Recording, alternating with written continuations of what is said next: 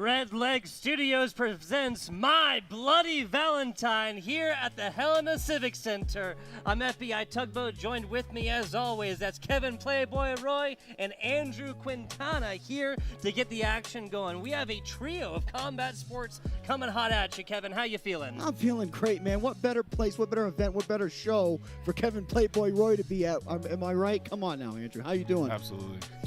Man, I weathered a blizzard to be here tonight. I am so pumped. Let's get right into this. Yes, very, very excited for it. Well, we have 6 of these arm wrestling matches, 7 slap fights, followed up by 5 boxing matches. Red Leg Studios is getting it done, folks. Getting it absolutely done.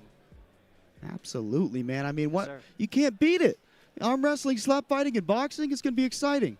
Absolutely. So take a look at the matchups here on the day. We have our arm wrestlers here on the day. And hey, I recognize a familiar face right there, Kevin. Look at that handsome son of a gun. Hey, no. You know what, though?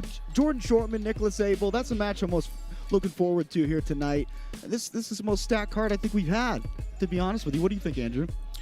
I'm really drawn to the Chuck and Jack fight tonight because Chuck always brings the energy, and so does Jack. So I know this is going to be very exciting and very entertaining to watch. Jack Severa is a very strong young man. Him and Chuck the Destroyer are going to be a great match. Finishing out with some fantastic stuff there. Taking a look, of course, as well, we had this pretty well evenly displayed across our right-handed matches and the left-handed matches.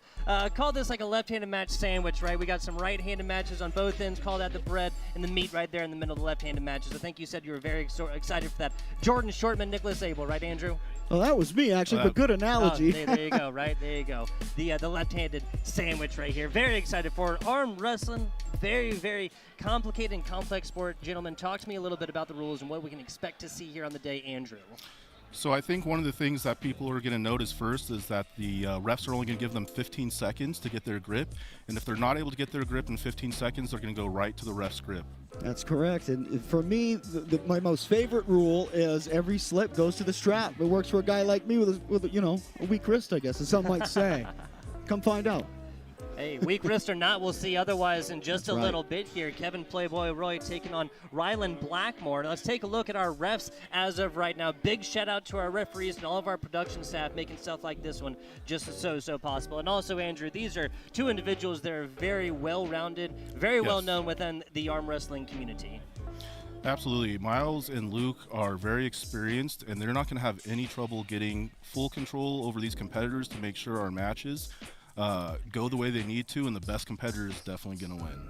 Absolutely, absolutely. Now, these referees keep everything fair and clean on the day. This will be, of course, 5 rounds across all 6 of these arm wrestling matches, right? And we have something else, right? For our left-handed match, the Zack Monroe, Jeron Blackmore match. Now, this is for the #1 spot. Right now, Zack Monroe is going to be holding on to that. We know that Jeron Monroe is coming for that one, though. Or Jeron Blackmore, excuse me, is going to be coming for that one. Yeah, he's been training really hard for this, and I think that this match is you're going to see a lot of intensity coming out of these guys because it means a lot, and you might see some pretty interesting situations because no one's going to want to give up, and they're really going to be going for it. Absolutely, absolutely, got to. And now, to bring us the big voice of the show, right? Now let's talk about Elwood and introduce him. We're going to be kicking it on down and starting these matches in just a couple of seconds, guys. But that #1 title is really, really where I'm going to be looking for the Zack Monroe, Jeron Blackmore. Now, let's get it started. Now, on down to Elwood. And gentlemen, welcome to My Bloody Valentine!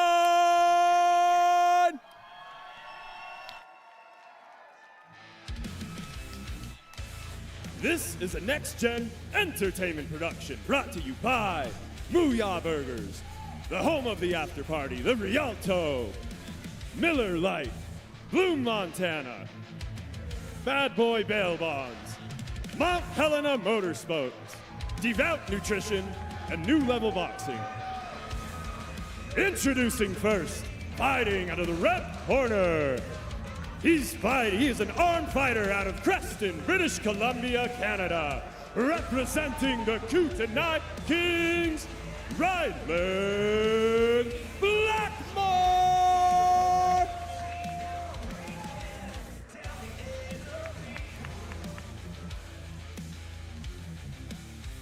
And his opponent, he is an armed fighter fighting out of Billings, Montana, representing Magic City Arms, Kevin Playboy Roy.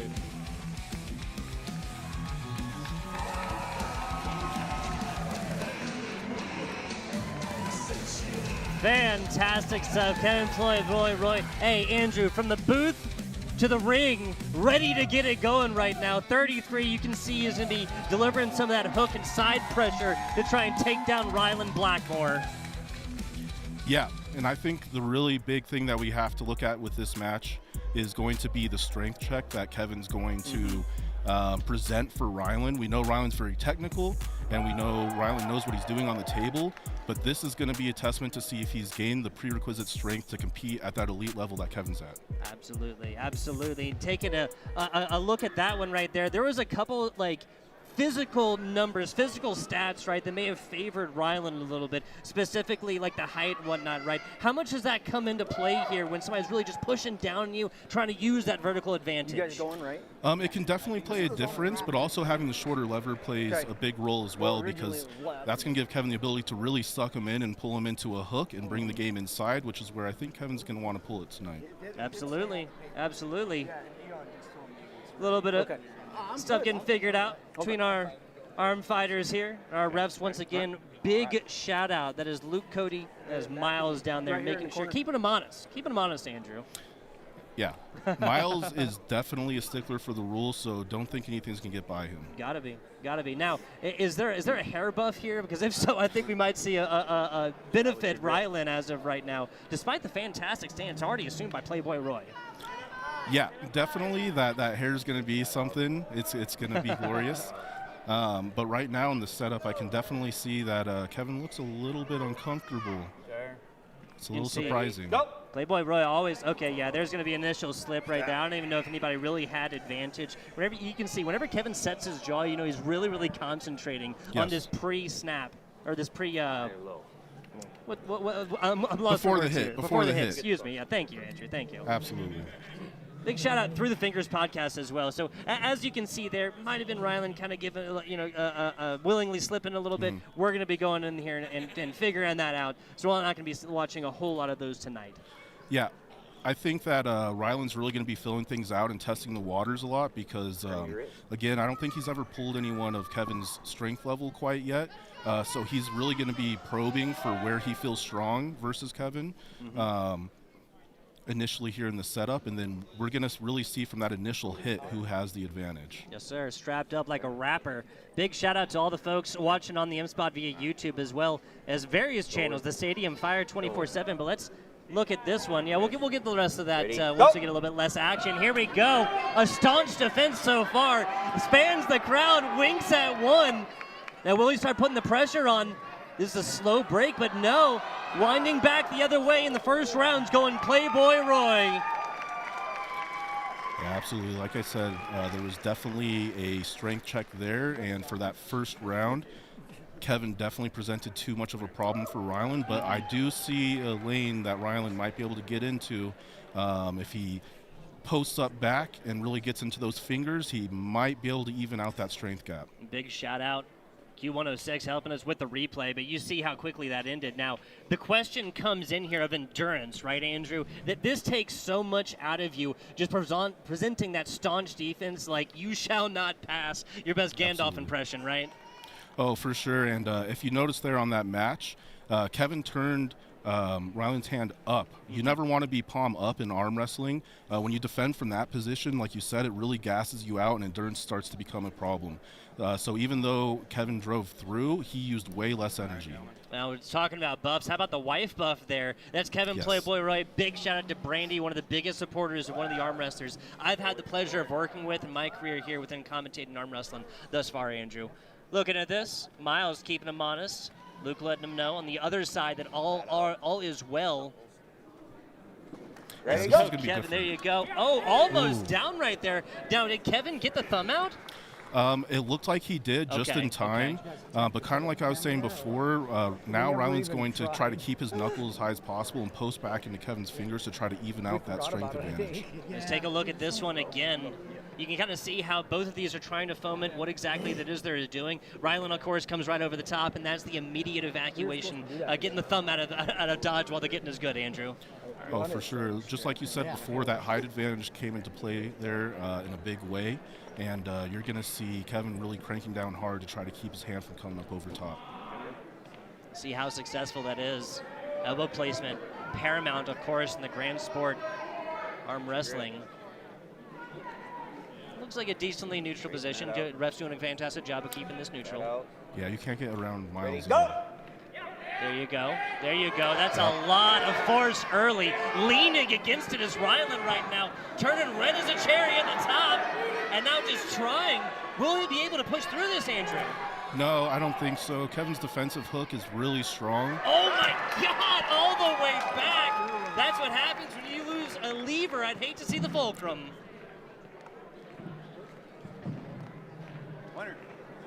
It's going to be 2 rounds, of course. Best of 3s. Take a look at the replays now. Now, Andrew, tell me what you see here. What I see here is that, like I said, Ryland is trying to get back into his fingers. As you can see, Kevin's fingers are turning white because he's putting so much pressure into stopping the rotation from Ryland. But it's too much of a strength problem.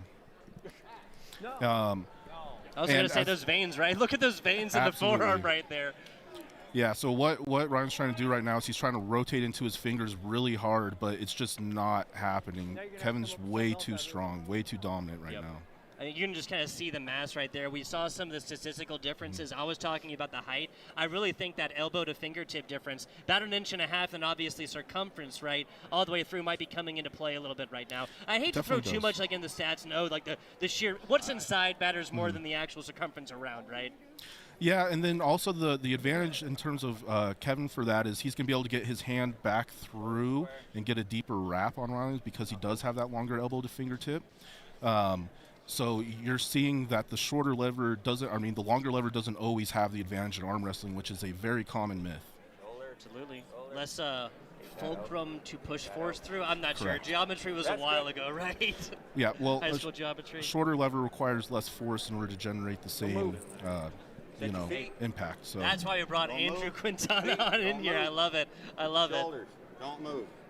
Shoulder, don't move. Staunch, clear instructions for Miles Hutton. That's why you got him on the reffing crew, right? Oh yeah, I expect to see something very different from Ryland here. I think he might just try to go straight sideways as hard as he can to try to throw Kevin outside of his shoulder. And for Kevin, this is not much more than a, hey, don't fix it if it ain't broke. Keep doing the same thing, right? Yes. For him, changing anything right now would be a mistake. Move. Ready, go! Off to it. Luke doing a good job of keeping an eye on this one, but I know what he's eyeing. He's eyeing Kevin's elbow right now, making sure that is not fully come off. And now just going to be a little bit too much. There was fantastic defensive strategies that was employed right there by Ryland Blackmore to try to come back, but I think this was just a little bit too much and a little bit too late. Yeah, and one of the big things in play here was that Kevin's back pressure. He was able to go straight to the back of the pad, and as you saw, Ryland's arm was too stretched out in order to get a good advantage, and Kevin realized that he was just strong enough outside the strap in order to that he didn't need to go for it. Absolutely. Now let's kick it on down to the man, the myth, the legend. That is Kevin Playboy Roy after a 3-0 sweep over to interview his opponent, Ryland Blackmore. All right, I'm here with Ryland Blackmore. Ryland, that was a heck of a match, man. I know I won 3-0, but hey, man, you have gotten a heck of a lot stronger since the last time I faced you. I know maybe we got a little mixed up, maybe thought it was a left-hand or right-handed match, but how did I feel? A little different than you expected or about the same? About the same as what I was expecting. I was trying to get more of a top roll there, but you just weren't letting me have that. So I was like, shit, I just have to go inside as much as I can, hope for the best. Now, when did you learn that maybe you and I were going against each other? Because I'd heard maybe somebody else at first, and then I heard you, and I'll be honest, you're a long lever, man. I was a little nervous. Did you do anything specific to train for me? Not really. Just stick to my regular workouts and stuff, and then I was just going to see if I could get you on the top roll there, but once again, you definitely had a good setup right off the start there. And then once I could take it, I was like, oh, yep, just have to jump back in. Oh, man, so can we expect to see you back here in the States again for one of our shows? Oh, definitely. I love performing down here. It's such a blast. All right, man. Well, good to see you. Thanks for the match, man. Really appreciate it. Folks, stay tuned. We got a hell of a lot more to come. We just started this party with a bang. We'll be right back after this break.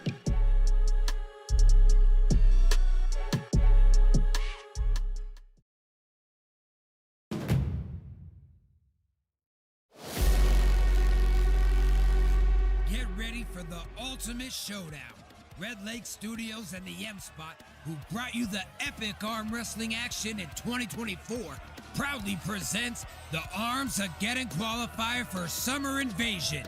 Mark your calendars for April 5th as the strongest arms in the world clash live. Don't miss this opportunity to represent America or Canada in the most exciting tournament in Montana. Hey Montanans, introducing the M Spot, proudly creating shows by Montanans for Montanans. The M Spot celebrates the people, places, and culture that makes our state. Don't miss out on our latest content. Like and subscribe to the M Spot on YouTube and join our growing community across Montana.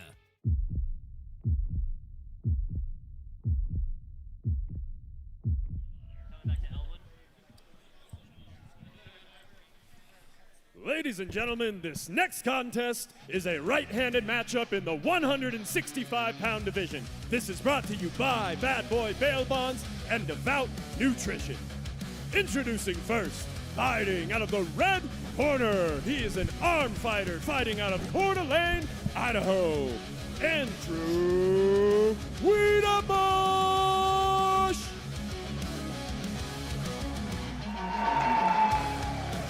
There's the man right there. Love it.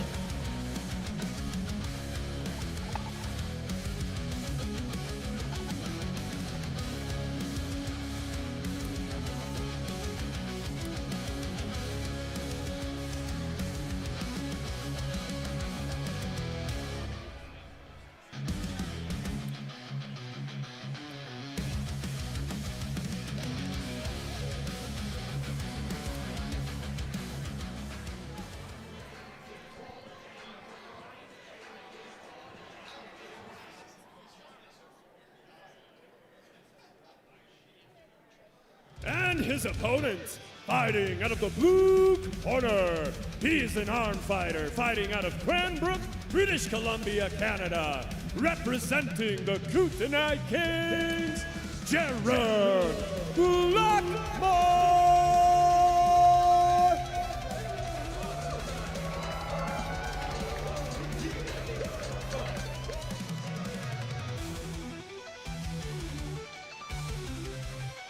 Yeah, this is going to be Aaron Gokey. It's going to be A-OK. That's Mr. Unchained coming out of Billings, Montana. Born and raised. He saw no reason to leave, Andrew. No, not at all. I've been training with Aaron for the last about year. He's come up a long way, and he definitely deserves to be here. This is a big shot for him because Andrew has a lot of experience. Yes, he does. This is Aaron Gokey here. Aaron Gokey. Andrew Wiedebush coming forth and doing battle. Let's take a look now, Andrew, at some of the stats of these arm wrestlers be coming in. And look, I do not see very many differences here. Do you, sir? No, there's not a lot of differences. This matchup is going to be won or lost before the match actually starts. It's all going to be about the setup with these two guys. So look for Andrew. He's very crafty. He's going to be fighting a lot in the setup to get exactly what he wants and take advantage of Aaron's kind of newness to the sport. Absolutely. Year experience here with arm wrestling. Said he had a friend who was into it and just got right on into it, right? So let's channel our inner Aaron and get right on into it. Bam! A quick one. My goodness, Andrew Wiedebush. Yeah. Set him up and knock him down, man. Kind of like I said, it was going to be won and lost in the setup, and he let Andrew get everything that he wanted during that setup. So I'd like to see Aaron fight more to get his hand position and to be more comfortable before the go, so that way he can actually put some of his power down. Absolutely. Now, there's a quick one right there. You just have to have a little bit more of a setup right here. Now, Aaron Gokey got to go forth and wrestle some big names. That was Jim Wright, the blonde bear. I almost messed up the name. The blonde bear, yes, sir. Within a single year. So, hey, some fantastic experience. Let's take a look at round number 2 and hope, if you're an Aaron Gokey fan, that it goes a little bit slower. Yeah, he wants to slow down. He's rushing the setup. That first match might have looked like that Aaron's really out of it, that it's a totally different level, but it's really just because he gave away too much in the setup, and Andrew had way more leverage than he did. Aaron coming off of a broken left arm, obviously wrestling right now. Yes. We'll see in this 165-pounder if he can stop this one. There it Solid is. bit of pressure early. There you go, Aaron Gokey, a little comeback action. Not going to see all 3 O's on the day, Andrew. No, definitely not. Like I said, he definitely wasn't out of the match. He has the power advantage. He just needed to slow down in the setup like he just did, get what he wants, get the hand control, because he does have a much bigger hand than Andrew. Yeah, let's take a look at this one again. Big shout out Q106. Now you see a little bit of this momentum going the way of Andrew initially, of Andrew Wiedebush here, and you kind of think, oh man, is it going to be another quick one? No, sir, no go. Aaron comes all the way back and employs the whole body into this one, Andrew. Yeah, that's what you have to do. You know, Aaron's really good once he gets it inside and gets his hand carved in like he needs to and gets that cup cinched in. So as long as he does the same, as long as he takes his time and doesn't get too overconfident, like you see right now, he's much more tight in the setup, and he's pulling Andrew towards his side of the table and utilizing his strength to his advantage. They're trying to employ that early, but it's not going to happen right there. Another quick one, and that seems to be the way it's going to go for Andrew if he wins. If he wins, it's going to be quick. If there's initial snap and it's not going his way, maybe a little bit of a different story. 2-1 advantage, Andrew Wiedebush, as we take a look at replay again. No, I love this because this is a perfect showcase of not always the strongest guy wins. There is a very deep technical aspect to this, and that's what Andrew represents in this match. Absolutely. Technicality versus maybe just a little bit more straight, brute strength. Yeah, right? Aaron's very strong. Aaron's very strong. Absolutely. Absolutely. Blue hat versus black hat right here. Andrew Wiedebush back on your right side, camera right. Aaron Gokey left side, blue hat. Round 4. Now, this is match point against Aaron Gokey right now. Andrew Wiedebush takes this one down. It'll be 3-1 victory. Otherwise, we'll have a best-of-5 bowl to a best-of-3 bowl, basically down to a one and done. Yeah, Andrew's looks like good setup there for Aaron.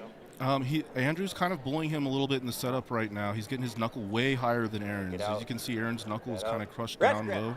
Oh, that's a good point. Yeah, and that's initially they realized that was not the setup that these wrestlers want to. They're going to back up on this one. Now, this isn't straps. This is just another neutral situation, right? Absolutely. This is just going to be a restart right here. And I would love to see Aaron just really look at his hand and focus on getting his knuckle up and through, because he should have the higher knuckle in this with his strength advantage. Don't move. You heard the man. Do not move. Instructions clear from our reffing staff. That's why we bring him on, Andrew.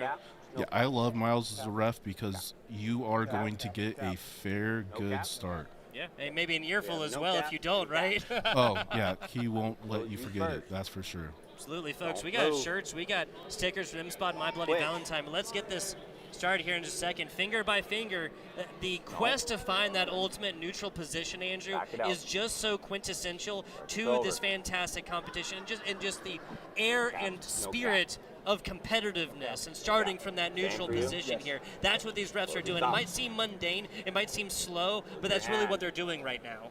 Yeah, and for anyone who doesn't know, when they can't get a grip, the refs take control and they set the grip for the competitors. There you go, let's get it started. It's another quick one from Andrew Wiedebush. The hand goes up, and that is the face of elation with tendons popping right there.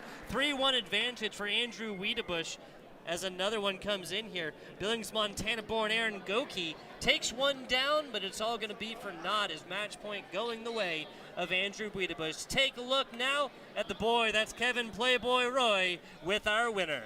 I'm here with Andrew Wiedebush. Andrew, you and Hunter Broughton Hitman are the two most toughest guys in the setup I've ever had to deal with. And going against Aaron here, I had my odds out on you. But he surprised me in that, what was it, the second round, I think it was? Yeah, I let him get up a little bit on my thumb, and I didn't like that. And he was able to capitalize and turn my hand over, so. Yeah, let's take a look at that, actually. bang, you got the pronation right straight through right there. And then that one, yeah, it almost looked like you were going for a hook. No, he just had total hand control when he was up on my finger like that. When you're up on your thumb, it's a lot easier to control somebody's hand. Their hand's already open and more exposed. Yeah. Now, like I said, you've got one strong hand, man. What do you do to train that thing? I frame for a living. I work my ass off. My Bloody Valentine, folks. What's next for you, Andrew? I'd love to see you back in Montana competing again. Well, I'll be here for Mile City and for the state championship, but right now the big matches are definitely for Colorado and Washington State. Okay. All right, man. Well, hey, congratulations again, Andrew. Great to see you, buddy. Look great. All right, folks, stay tuned. We'll be right back with another match.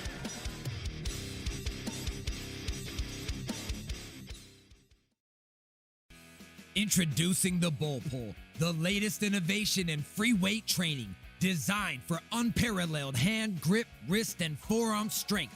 The Bull Pull stands out from traditional dumbbells and kettlebells, exclusively available in our online store. Choose from 20, 30, or 40-pound weights, all with a sleek black chrome powder coat finish.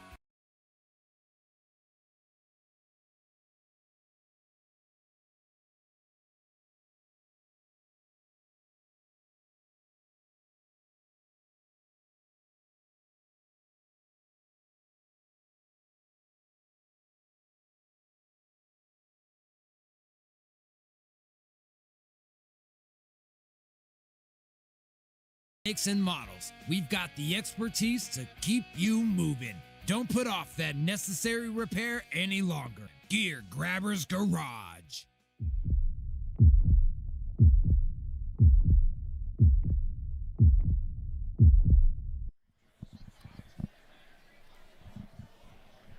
This next bout is a left-handed contest in the 154-pound division.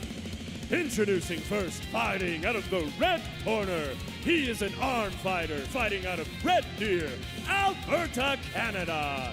Representing the Red Deer Arm Wrestling Club, Zack, the Red Deer Assassin, Monroe. Yes, sir, that's Zack Monroe, and he is not here to play tiddlywinks, Andrew. 154 pounds, 5'9", the Canadian, been wrestling for 3 years. See what he's got going here on the day.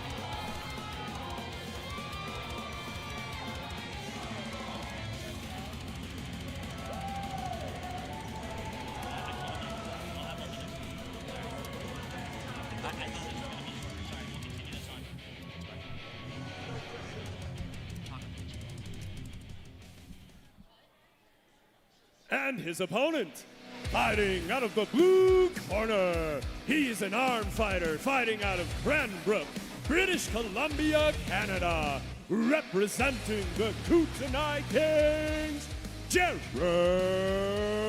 Blackmore. There is the man. That is cool, calm, and collected. 23 years old, coming out of Canada here, Andrew. I am very excited to see this young man take to the ring. Yeah, this matchup is great because it is a classic speed versus power matchup.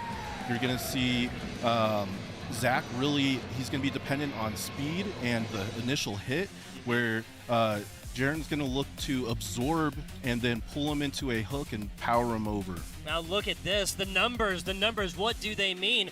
Here's what they mean. There's only two numbers that are actually different here. An inch difference in height, which as we know is really not that much, and then an inch in the forearm difference here, Andrew. One of those numbers meaning possibly a little bit more than the other. Yeah, a little bit, and I think that's to be expected just because of the different types of moves that they do, where you know, Zack is way more technical and Jeron's really more in the power inside guy. So you're going to see that right off the bat. This is going to be an explosive start.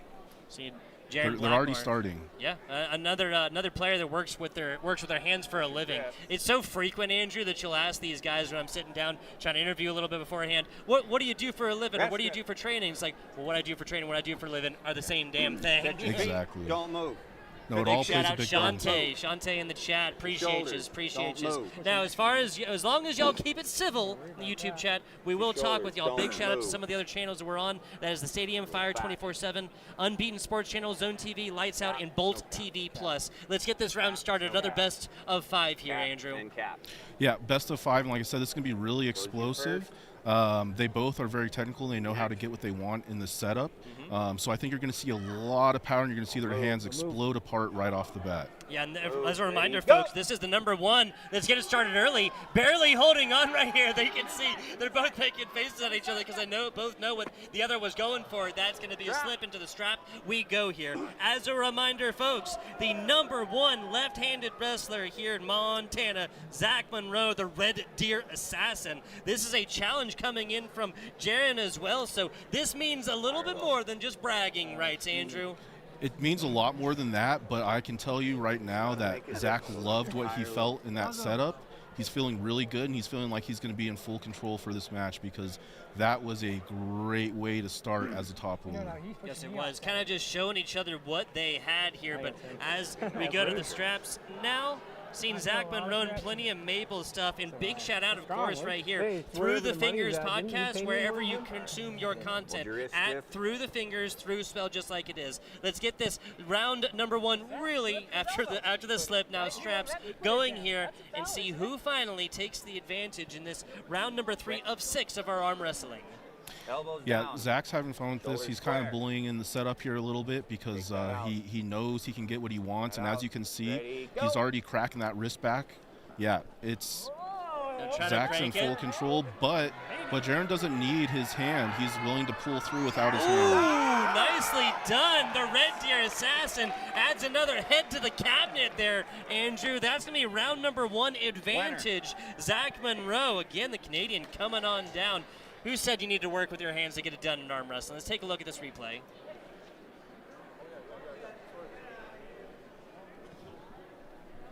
Yeah, way too much hand control, way too much hand strength coming out of Zack here. I was expecting a more explosive start, but that's just a testament to Jeron's power, where he's able to get that stop off the bat. But that hand control is just way too much and so impressive from Zack. I really love what I'm seeing. This guy improves so much every single time that we see him. The sky's the limit for this guy, and I think he's going to hold on to this championship for a long time. If that round had anything to say about that, and perhaps using the past to predict the future, the explosiveness of Zack Monroe coming out and showing. Now that's Brian Parlament, the judge, kind of handling the arm right there and making sure he doesn't get too blown up, right, Andrew? Yeah, it's really important in arm wrestling that you don't get too much blood into your forearm, because if you get too much blood in there and your hand gets pumped up, you actually lose the ability to keep your hand in that closed position that you want, and it becomes very easy for someone to get into your fingers, which is exactly what you don't want. Absolutely. Zack Monroe having plenty of experience in parkour as well, right? We'll see if he's able to utilize that malleability, right? That kind of ability to navigate tight spaces here, getting down to it, and that is going to be enough. So I believe that Zack Monroe, that is not a slip, right? No, that was not a slip. That was a very sneaky press he just pulled in there. It's not a movement that I was expecting him to go for, especially after the other rounds, but I did see that Jeron was setting up for a top roll instead of going into a hook. So I think he felt that pressure there, and he knew it was available. So he just dived his shoulder forward, and you basically just lay on your arm. And if you sink it in there before the competitor knows it's coming, it's very hard to stop, and you can get a very quick win for almost no energy. So again, Zack is just looking like he is on another level tonight. Yes, sir. Yes, sir. It does kind of seem like... yeah, actually, this is going to be the first non-strapped point in quite a while, right? Wrestlers thus far being able to get their hand out, at least get that slip back to a neutral territory. Now, as we fight, man, this has been flying through. Jeron coming in here, the challenger, down 2-0. We're on match point already, Andrew. Yeah, already. And one thing you know about Zack is he really likes to go for the slip and get the strap if he's feeling in any sort of danger at all. So the fact that he's willing to fight just hand-on-hand like this is just a testament to his training and showing just what kind of new level he's gotten to. Don't move. Set your feet, set your shoulders, don't move. I love it. Hey, Miles, keep him straight. Keep him straight right here. Grip. Appreciate you, over. Lydia Johnson. Shout out to the chat again. Keep it No civil. count. We will continue to keep you Count, guys no involved count. in the Full count. broadcast. Big shout out to all the other channels that we're on. I'm not going to list them right now, Andrew. We're on like Goes half in a dozen first. other channels, Don't. right? Oh, absolutely. One So foul. what you're going to Movement notice in the here now that they're referee's going grip, to one the foul. ref's grip is they're both going to be starting in a slightly different position that neither one of them is going to be fully comfortable in. But this start is actually going to give Jeron a little bit of an advantage and a little bit of an ability to sink in a hook. So if he has enough strength, you might see him rotate Zack's hand up. So Here's let's Zack take a close Monroe. look at this. Can I plead in his case right there? Judge, do me good. Do me good. Give me something here. Give me something. Miles is already kind of, I mean, let him know clearly what he thinks about how this set up, and again, in the pursuit of finding the best neutral territory. Yeah, and this is one of the reasons why I think Miles is such a great ref, is he likes to let the athletes get their input in and make sure that they're both getting the start that they want to get without letting them get away with anything that they shouldn't be. NFL could never, right, Andrew? The NFL could never. No, never. Hey, Miles is an the imposing figure. hitman in chat, Hunter Broughton, saw that. I'm sorry, what were you saying? I was like, oh yeah, no, Miles, he's a great ref, and he gets full control of every match, and he has some of the biggest hands around, so you're not going to do anything he doesn't want you to do. Yeah, if this is just a matter of surface area, whoa, that was a quick one, and then down our competitor here, our challenger. All right. This is why it's really important as an arm wrestler to always keep pulling, never stop pulling. Yep. See, Zack got a little overconfident there, and he let go before he got the pin. Hello? Yeah, so that was a definitely ended up being a slip, and now they're going to go to the strap. Gotcha. Now can we have Kevin down ringside? Kevin, tell me what you see, my friend. Hey guys, I'm right in front of this action down here, man. This is, to me, this might be the match of the night. You guys even know it's, 0-2. Jeron, he's got a lot of promise, a lot of strength. He's not letting it get to his head. Jeron almost took this one down in the previous, almost brought this to a 2-1. Exactly. As Andrew was saying, right, you got to finish through. You got to finish your pushes on this one, because situations like that happen every single day, right, Andrew? Yeah, and they're very frustrating as a puller because you think you've won, but you have to drive him through the pad, and even if you've driven him to the pad and you can feel it, you have to wait until that ref says stop.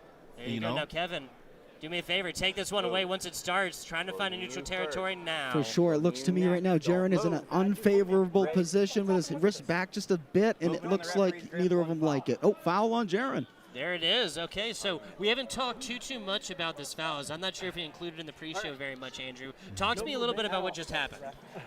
I couldn't really see from that angle exactly what happened, but it looks like his elbow may have come off the front of the pad, which is going to restart the match. There we go. Getting this started. There's talking, there's back, and there's forth. Okay, he said, let's go. Okay. He said, let it go. He said, let it go. Okay, so. Okay. Yeah, that was definitely, it looked like it was a false start initially, and there was a little bit of confusion on table, yeah. Okay, there's the call. All right, a win for Jeron. Yes, it did. Well, hey, whoever said arm wrestling can't be funny doesn't know what they're talking about. Let's take a look at this replay and exactly how this happened, and how this kind of initial final start may have come to fruition. I'm still a little bit confused here, Andrew. We'll take a look at this one in just a second. Yeah, I definitely want to see this played back so we can take a little bit of a closer look at their elbows. I love matches like this, you guys. Just back and forth. It's like a chess match. Taking it all the way back from the beginning. Yeah, see what Jeron did there. Even though it was kind of after the pointing, there was a little bit of a jest. It's what's called in arm wrestling a javelin. It's when you lift your elbow and drive your hand forward and push the competitor back. And yeah, that's a big foul in arm wrestling. Yeah. But it looks like Zack may have fouled first. Jeron looking to go inside this time. I'm not so sure if that's a good idea with Zack Monroe. There's the warning and a grin. He knows he earned it right here. 2-1. Zack Monroe is on match point, and he's got to be feeling it right now, Kevin. Oh, man, absolutely. There he goes. Yeah. His wrist was already buckled back. Oh. Yeah, this is going to be a darn near untenable position. You got to get the slip out. He does. Into the straps we go. A shake of the head there from Miles Hutton, but we had to know this one might be where it's going to end, right? We had to know this. Oh, absolutely. I so. think, again, Jeron in an unfavorable position from the start. Maybe, going in with a dead hand press already, not worrying about his wrist so much. I think his game plan, or at least in this round, was to exactly get to the strap. Exactly. Andrew, talk to me a little bit about what you see right here. Is they're trying to find this new, well, I guess they're going to try vying for it in just a couple of seconds once the strap's actually applied, right? Yes. So what I think is just like Kevin said, I don't think going inside is the move for Jeron.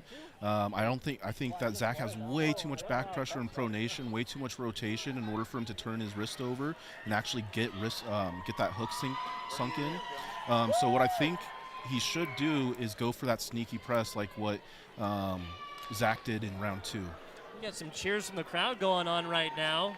Not 100% sure what that is from, but this crowd is, well, they're getting rather excited. Let's say that, Andrew. It looks like Jeron's definitely got a better grip this round, at least from this angle. Yeah, no, it definitely looks like he's trying to get a fight for a little bit of a better grip and get his knuckle a little bit higher, which he hasn't been able to do before. And I think having the buckle on his side is actually allowing him to get a little bit more of that grip that he wants, because they're not pulling it down too tight, and he gets to control how tight it is. There's the call, smiles from both again. To an extent, you have to feel like this is going to be a little bit earned here.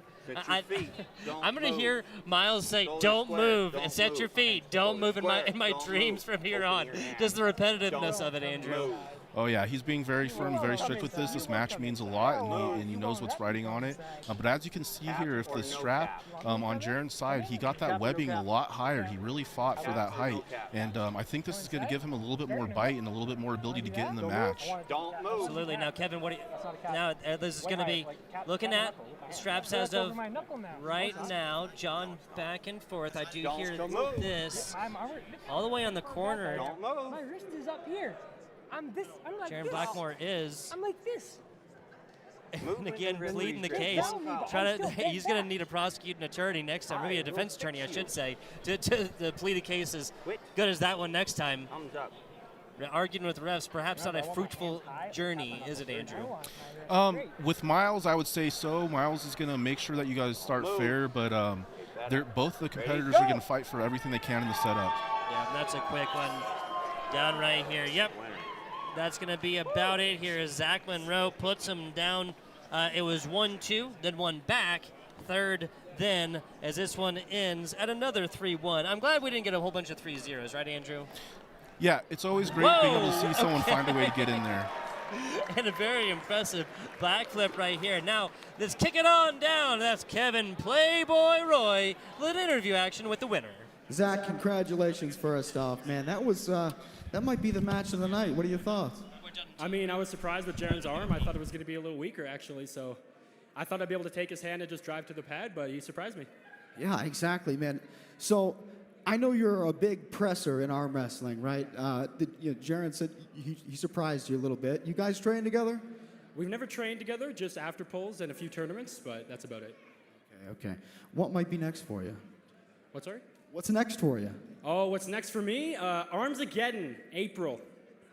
It's going to be sick. All right, buddy. Well, hey, congratulations again. I just want to say thank you to Red Lake Studios, the M-Spot, Dion, everyone that invited me out here. Really appreciate it. All right, buddy. Thanks again, man.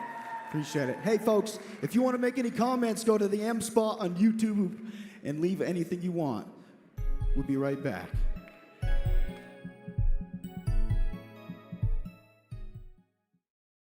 Join 98% Arm Wrestling at the Valley Forge Casino Resort on March 22nd, 2025. Watch as top arm wrestlers compete. Enjoy the action in the luxurious Valley Forge Casino Resort. Registration starts Friday at 5 p.m. and Saturday at 9:30 a.m. with Arm God super matches on Friday night at 7 p.m. Don't miss out. Compete and cheer from the sidelines. Visit 98armwrestling.com for more detail. Hey, Great Falls, ready to rock your world? Tune into Q106 Rocks, your ultimate rock station. From classic hits to the latest anthems, we've got your rock cravings covered. Q106 Rocks, keeps you pumped with electrifying tracks and badass tunes all day, every day. Crank up the volume, feel the power, and join the rock revolution. Q106 rocks.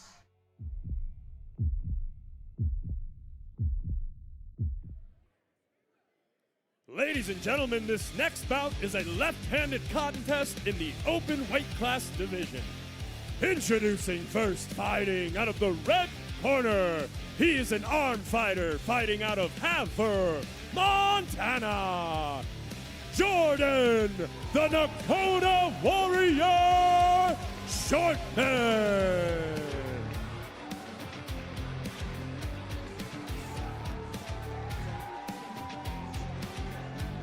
Big one coming in here. Another Montanan. Love it. Jordan Shortman.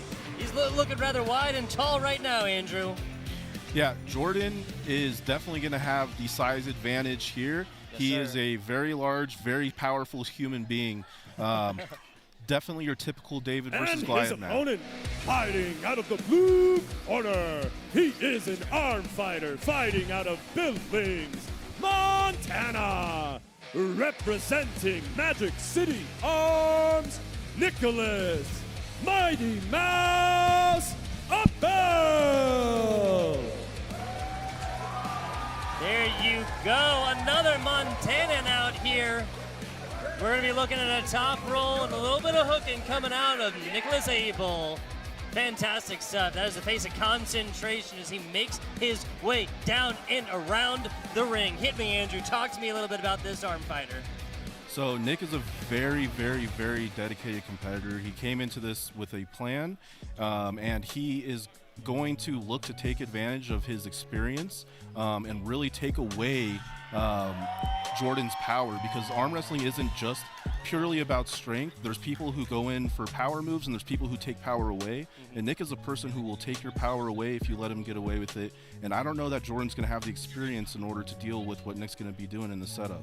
Yeah, it's like a lot of experience versus a lot of man on the other side, right? Like you said, a lot of times it's easy to think, oh, 315, 140, I think it will come into play. But the technique of Nicholas Abell is going to come through and really prove the day one way or the other. Yeah, where I think this is really going to be played is endurance, because I think what you're going to see is that Nick is going to win the initial hit, and he's going to knock Jordan onto the B side of the table, and then they're both going to hang there for a little while, and I think whoever is able to outlast the other person is going to end up getting the win. Absolutely. Taking this one early. That's a pretty neutral position. Ooh, that's got to hurt the hand a little bit. I'm sure have you done that a couple of times there, Kevin? Well, I can attest that. I can attest for Kevin that definitely does hurt, and that will split your knuckle open. Going to the straps could be very good for Nick, but it could also be very bad, because that's going to give Jordan more access to his power. But like I said, Nick is able to win that hit. He's much faster, and he's a lot stronger than you might think for his size. So again, I think we're going to see something similar here, where Nick hits him over to the B side of the table, and they're going to get kind of stuck in that 3 o'clock position for a little while. And then whoever lasts out the other person is going to slowly wrench over the win. Like you said, endurance is the death of 1,000 cuts. Who will die it here as we go to the straps for our first point coming in here shortly. Big shout out. Was that Timothy Gibb? I hope I'm saying that. Let's go, Nicholas. Got a lot of Nicholas fans in chat. There you go. Nicholas trying to call for something. They're not going to stop it here early. A slow roller down the other way, and Jordan Shortman takes the first point. Yeah, Jordan did great there, pulling Nick straight back and taking him outside of his shoulder and not allowing him to get that initial hit in. But I think Nick's going to be able to make the adjustment and not allow Jordan to do that again. But again, like I said, the one thing about the strap is that it gives you access to your power and it takes the hand out of the match. So if I was Nick, what I would do is try to keep this match outside of the straps and try to pin him without going there. Try to do as best you can without actually being latched to them, right? It's just so different coming in straight up arm wrestling versus that strap. To the table. And I feel like, obviously here, and I feel like that's what you're saying, that can come into so much of a point here. I mean, just look at those shoulders, just the ability to turn that. That is called fulcrum. That's called turn. There's torque coming in through those shoulders. Yes, sir. Yeah, and what I think you're going to see here is I think Jordan's got a little bit more confidence now coming into this. So I think you're going to see him really crank his hand in and try to pull Nick palm up. But again, I think that Nick also got the nerves out, and he knows that he's definitely in this match. So I think he's going to explode back into the hand and fingers of Jordan and try to keep this outside of the strap. That's one of the intangibles, right, Andrew? Like with the effect that a crowd has. Let's hear this going. I think that was elbow. That's an elbow foul. That's going to be an elbow foul right here. Now, is this a full point? No, this will be a restart. So one thing that is risky with the press, especially when you're going against a person who maybe hasn't felt a press before, like Jordan, is it might explode because Jordan's trying to come back as hard as he can, and when you press, you're pushing them forward. So Nick actually pushed his elbow off the back of the pad. So that is a big risk for Jordan to take if he decides to go that same route and drive straight backwards like that, because he might end up losing on fouls. There you go, another slip here, but a good point. So at a certain point, you got to risk it for the biscuit. At the same time, Jordan Shortman, as we can see, is at the advantage here. So is that risk worth earlier? I think you're saying yes. Yeah, and Jordan's actually really impressing me here. He's making adjustments that he needs to. Like I said, instead of this time driving straight back, he really buried his elbow into the pad, stayed static, and just worked on gaining height. So this is really impressive coming from him because he doesn't have a lot of experience pulling in actual matches. So I'm really liking what I'm seeing. I definitely wasn't thinking that he was going to have such clean transitions and be able to make these adjustments. And it's all about those transitions here, right? And it can be split second, milliseconds, right? These things are won and lost in the blink of an eye, split second. It's like the changing of the wind, it seems sometimes. We've had some pretty competitive ones so far. Yeah, no, I think Nick definitely has the ability, just kind of like what we saw in the match between Andrew Wiedebush and Aaron Gokey, where you could see a very quick flash pin coming out of Nick. Getting it started. And just working him down. We talked about the death of 1,000 cuts, and that's a round 2 going the way of Jordan Shortman. Both of these straps, when it's gone there, Jordan has slowly worked it down. Let's take a look at this replay. Break it down for me, little Andrew. Okay, let's take a look here. Yeah, so like you can see, so the way the strap is applied, you can see how it goes around the bottom of the wrist there. When you have a big size advantage like this, the amount of leverage and bite you can get on that strap when it wraps around your forearm versus a smaller opponent is like very big. So that's why you're seeing the power skew so much into Jordan's favor inside the strap versus outside. So I really, really hope that Nick finds a way to keep this outside the strap. He has strong hands. I think he can clamp down and hold on if he needs to. He's defaulting to the press now, which I also think is very smart. So let's see. He just needs a little bit more speed and to hit that go a little faster, and I think he could get back into this match. But if they go to the straps again, I think it's just Jordan's shown that he has just a little bit too much power. It's a little bit right there, that really being the defining factor and really the edge that Jordan has coming into this. So this is not wholesale change of strategy required for Nicholas Abell coming out quite yet, but at the same time you have to think like some of the intangibles, right? Like, you're down 2-0. When do you change this? If not, you still have a slip capability, right? So if things don't go your way, you can still get out of it. And that's all the way down. Yeah, I can't tell what call they've made yet. Okay, so it's going to be a foul. What you see there was a great adjustment by Nick. He was creating more space in the hand before. He was trying to close their hand and to take all the space out of their hands and get his hand as close as possible to Jordan's. But if you see this here, he was actually trying to make space in between their palms and get further back into Jordan's fingers and create more of a leverage advantage for himself. And that's why he was able to get back and get out of that hand. Yeah, at that point, it's literally just about the angles that you're employing literally against somebody else's wrist, right?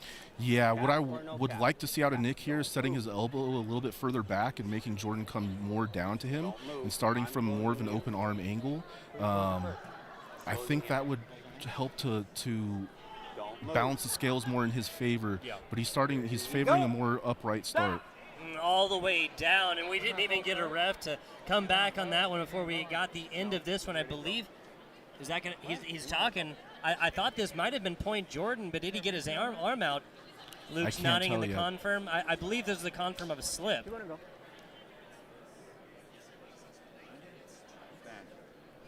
Winner. Okay, no, that's going to be points all the way on over.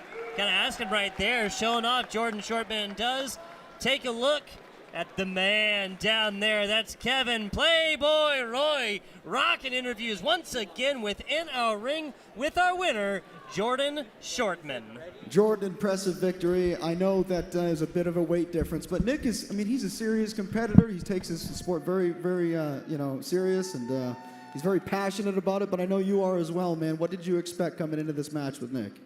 It was going to be a hell of a fight. I mean, I trained with him in Billings. You know, he always trains with, a lot of people heavier than him. So I expected a pretty good arm wrestling match, and that's what I got today. So There you go, man. I'd like to ask everybody, did you do anything to train for Nick specifically, or any opponent for that matter, or do you just stick strictly to your, regimen? yeah, I actually had to train with my left hand more because I was right hand dominant. My left was always my weak.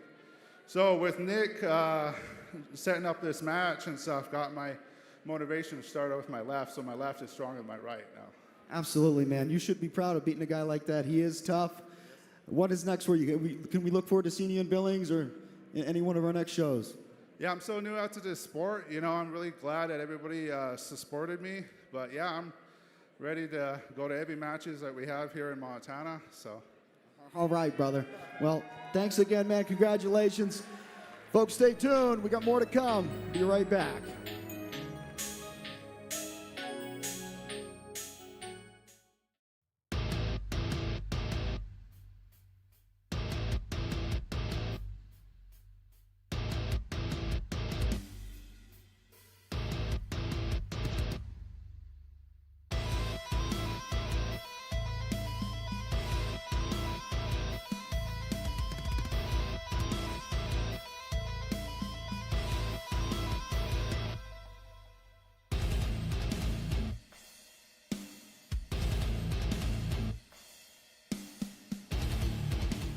Hey Montanans, introducing the M Spot, proudly creating shows by Montanans for Montanans. The M Spot celebrates the people, places, and culture that makes our state. Don't miss out on our latest content. Like and subscribe to the M Spot on YouTube and join our growing community across Montana.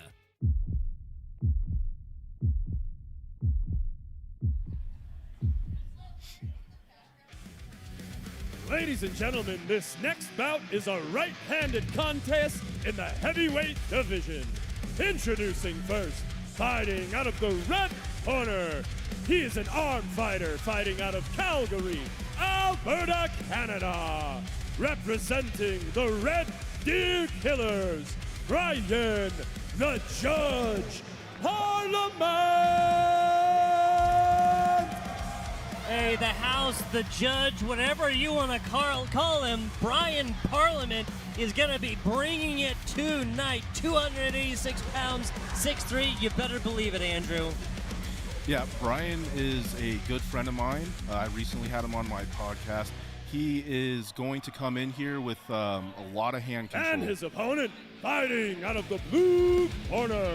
He is an armed fighter fighting out of Sandpoint, Idaho. Representing Blue Collar Athletics, Brendan Littlefield.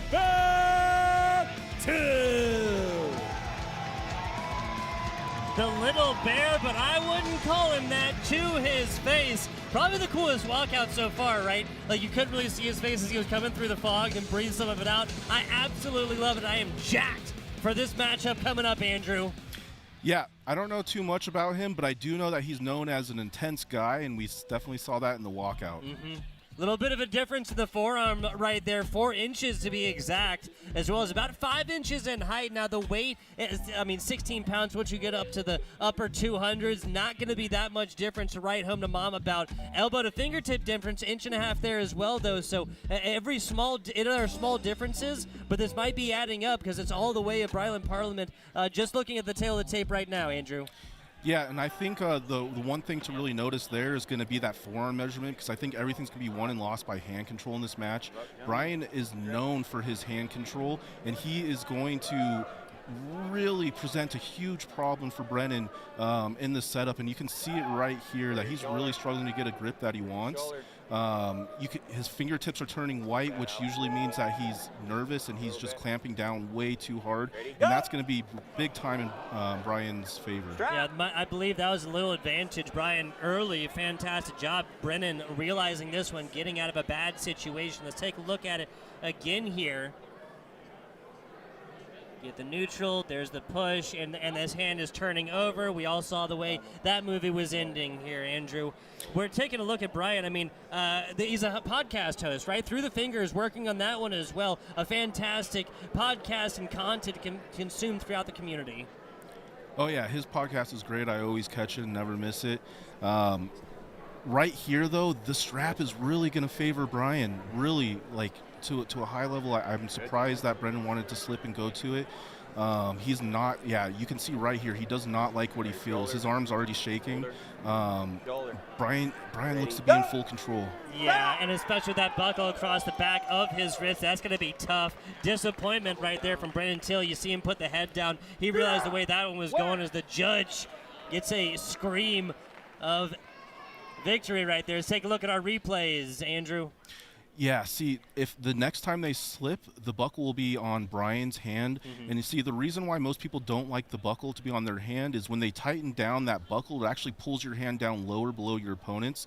So that way the webbing where your thumbs meet, your hand ends up getting pulled under the competitors, and they get that little bit of advantage. And believe it or not, like just getting 1 or 2 centimeters here and there could mean the difference between 10, 15, even 20% power. Yep. It may seem minuscule, but these are the kinds of things that decide matches every single day between high-level arm wrestlers like the ones you're watching on your screen as of right now. Brought to you by Red Leg Studios. Getting it going here for the second point. Most of our points so far have been off the back of straps, Andrew. I'm agreeing with what you're saying that maybe this wouldn't be advantage early, but again, looks like Brennan's going to let this one go. Into the straps we go. Yeah, so what I'm going to be looking for here is, again, right where their thumbs meet up to see if Brennan has the experience needed in order to push his hand up higher and get that height advantage that he's going to need in the strap. And what he's going to want to also do is sink his thumb down lower and get it almost vertical, so that way he can get a deeper wrap onto Brian's hand and really get his hand through the back and try to sink in a hook, because I don't think that there's any way he's going to be able to fight through Brian's fingers. His containment looks just to be way too much right now. That's what I was going to say. It just didn't really seem like either man's hand was going to a place that Brian Parlament was not trying to get it to go to. Big shout out, chat. Y'all keep it going down there in the YouTube chat. Now, taking a look at this one, tell me what you see, Andrew. Yeah, no, see, Brian was able to, in that setup right there, he was able to gain all the height back that Brennan got when the ref tightened down the strap, and he didn't fight it at all. So, again, I think it's just going to be... Ooh. Got low with it. Brian Parlament is fighting through this. A bad angle for a second from Brennan Till, but it's going to be enough. On tippy toes, the judges. I have never seen this in all the times I've seen the judge wrestle so far. A battle of attrition right now as Till works down on it, torquing it, and we're an inch away. A point, Brennan Till.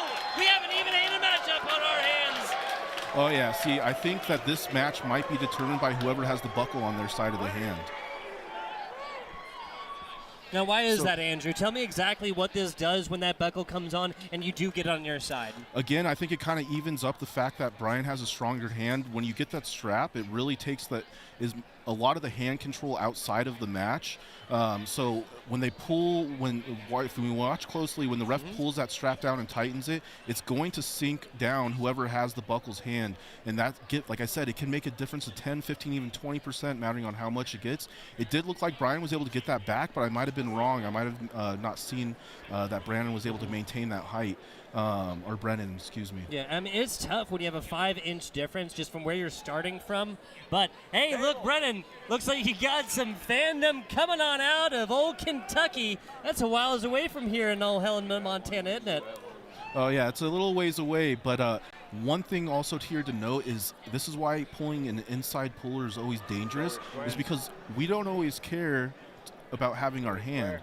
And even though Brian was able to take his hand, he had enough arm strength in order to fight through. Ready, go! And we've never seen Brian Parlament have to work that hard. Yeah, another slip. Yeah, I was saying it. It wasn't just hype commentary, folks. I've seen the judge go and throw down on this table many a time. Let's take a look at this replay. More standard slip right here, but we want to give you guys an extra look at every single play as it happens on the table, because that's just what we do here at the Red Leg Studios.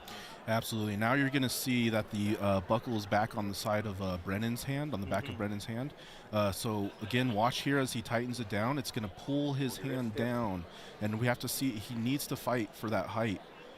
He needs to. I couldn't quite tell if he was able to get it back, but it does look like Brian's in a little bit more. Yep. See how his hand got pulled down under. Yep. So it looks like Brian's in control. As well. Yep. Absolutely. You're 100% right. Shoulder square. Yeah, this setup looks really strong for Brian. Oh, another banger match as we go down. We have no advantage either. No, it's definitely an advantage to Brennan. There you go. That's a lot of side pressure coming out of him. Will he be able to withstand it? A slow burn here, and it's got to hurt in that forearm as of right now. Elbow foul. Yep, going to be coming off of that one. So, man, exciting stuff. Exciting stuff. Well, we've seen some really, really interesting matches, but Brian Parlament and Brennan Till not failing to put on the fireworks here, Andrew. Not at all. Brian really needs to fire up and hit really hard. He needs to gain that advantage like he did in the first round. See, there it is. That's exactly what he wants to do. He wants to be the first person to move, because Brennan's, man, his side pressure's really proven to be a problem. Different strategies employed by either of these wrestlers as they come down. Another banger match, right across the middle. They have been wrestling low so far tonight as the slow burn goes. Was that it? Yes, it was. Brennan Till, Little Bear, taking down another one. See, what Brennan's doing is he's able to really push down and crank and twist that strap. So what he's crushing Brian's riser. And riser, for anyone who doesn't know, is your ability to keep that front pointer knuckle high. And as you saw, as the match right there, watch when he drives sideways, it's going to twist and it's going to drive Brian's hand down and crush his riser and take all this power away right there. Yep. There you go. You don't necessarily need to be on top to crush that power and kind of turn that angle the way that you wanted it, do you, Andrew? No, and this is really, really impressive because this is a page right out of Todd Hutchings' book. This is exactly how he arm wrestles. This is exactly how he beats top rollers. And he's one of the few elite level inside hook pullers who has learned how to do this. So the fact that Brennan's able to do this with only, I believe, 2 years of experience is really, really impressive because it takes so many years of really conditioning your elbow to be able to do that. And I love, because this is textbook how a inside puller beats a top roller. Love it. And just to be clear, we're talking Brian Parlament top roller, Brennan Till inside puller. Hook, inside puller, yes sir. Just making sure I got the two straight here. I'm still learning, Andrew. Now, taking a look at this, tell me what you see off the setup. It looks like they're both doing, they're not trying to change anything. I'm not seeing any adjustments from Brian, which isn't proving good unless he thinks he's going to have the endurance advantage, but it doesn't look like Brennan's gassing out at all. It looks like as soon as he's able to drive his shoulder to the behind his hand, that he's just able to get into full control. And I think he's going to do exactly the same thing here, and I think he's going to try to go for the pin outside the strap. See how strategies evolve right here. Brennan Till taking both of his off of. It's kind of hard to see from this angle, but Brennan set it in his hand deeper back into there, so I don't think he's going to go for the strap. I think he feels like he can get the pin without it. There you go, and a quick one. Brennan Till puts him down 3-1 fashion, and the judge gets handed his own sentence. Fantastic stuff. The beard buff is real, Andrew. The beard buff is real. Oh, it's all about the beard buff. It's all about it. Let's kick it on down. That's Kevin Playboy Roy with our winner, Brennan Till. Brennan Till, man, that was really impressive. Brian Parlament is no joke. You guys, two opposite styles. What was it like for you? Did you know anything about Brian before you came into this match? You know, I didn't know anything about Brian beforehand. I kind of got thrown into this match, and I'm not scared of anyone, so I'll pull anyone, anytime, anywhere. So I knew that he was going to go over the top from one video I watched, but I knew that if I could get to the strap, I could drain him out. So that was my whole goal the whole time, except for that last one. That was just as fast as I could go because I could feel his hand wasn't there anymore. Yeah, man, I'll be honest. Like, when I first took a look at you, I was like, oh, Brian will take him. Looks can be deceiving, but, dude, look at this thumb. You know, the hand on an arm wrestler can be very, you know, impressive and dominating in a match. You ever think about slap fighting? What was that? You ever think about slap fighting? Oh, no way. I get asked that question far too much. No, the hands get thicker just from hard work, so I'm a tire guy. I change tires all day long. And it's just something that's come over the years of the trade. Absolutely, man. All right, man. Well, hey, thanks again. Congratulations. Anything that's next for you? You know, I got arm wrestling practice on Tuesday. All right, arm wrestling practice on Tuesday. All right, folks. I want to cut a little something because I was cut off earlier when I won my match. So I want to share with you all a little something that I live by every single day.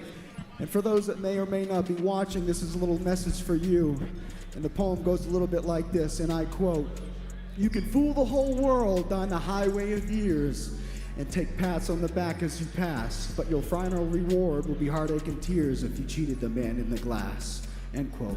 You know who you are, boys, so don't cheat yourselves. Because when you treat me, the M-Spot, and Red Lake Studios like dogs and expect us to smile, well, then we only got 2 words for you. Get bent. And that's the bottom line, because whose game is it? With everybody saying it, Playboy Roy. We'll be right back. Hold on to your hats, folks. The National Finals Ski Joring is galloping into Red Lodge, Montana on March 8th and 9th. Get ready for heart-pumping action at the National Finals. Can't make it in person? No worries.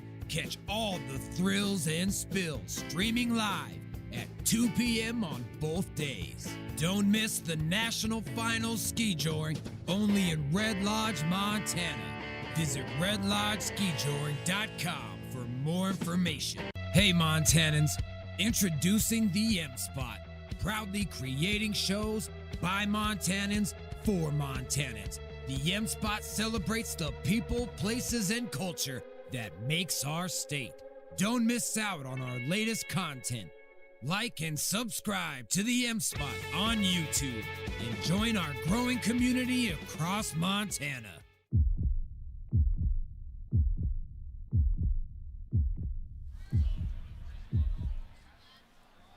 Ladies and gentlemen, this next bout is brought to you by Blue Montana and White Claw. Introducing first, fighting out of the red corner. He's fighting out of Seattle, Washington. Representing Team Strong Arms, Jack the Icebreaker Severa. Jack Severa coming on down here, born in Texas, hailing out of Washington State now, Andrew. Very excited to see this engineer ploy his craft. Yeah, Jack is someone that he is a very classical arm wrestler. It's going to look beautiful. And his opponent, fighting out of the blue corner. He's an arm fighter, fighting out of Monroe, Montana. Representing Magic City Arms, Chuck the Destroyer Young.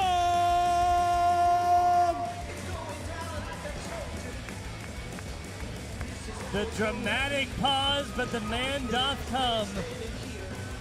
A little turn, a little burn, a little slow burn for us. That's Chuck Young coming on down the pipes. The Destroyer coming out of Montana. Now, once again, entrepreneur here, owns his own business, Andrew. Also got a son that I've had the pleasure of covering arm wrestling wise. We tried to come up with a nickname for the son, didn't quite stick, but you're staring down the barrel of the Destroyer right now. One thing we know about Chuck is he's going to do things his way, and that's exactly what we're going to see coming out of there. Love the energy. This is going to be such a great fight. Absolutely. Absolutely. And folks, these names are backwards. That's A-okay. Chuck Young on the right, Jack Severa on the left. Now coming out once again in Texas, born in Texas, Washington State, going to be from where he is hailing from, excuse me. Chuck Young, the Destroyer, looking to get this one going. Now, we're going to be looking at this one. Talk to me a little bit about this, Andrew. So, like I was saying before, what you're going to see is very beautiful classical arm wrestling. The movements are going to look great. And Chuck, he is the absolute opposite. He is pure carnage, pure side pressure. He is going to grip up and rip as hard as he can sideways.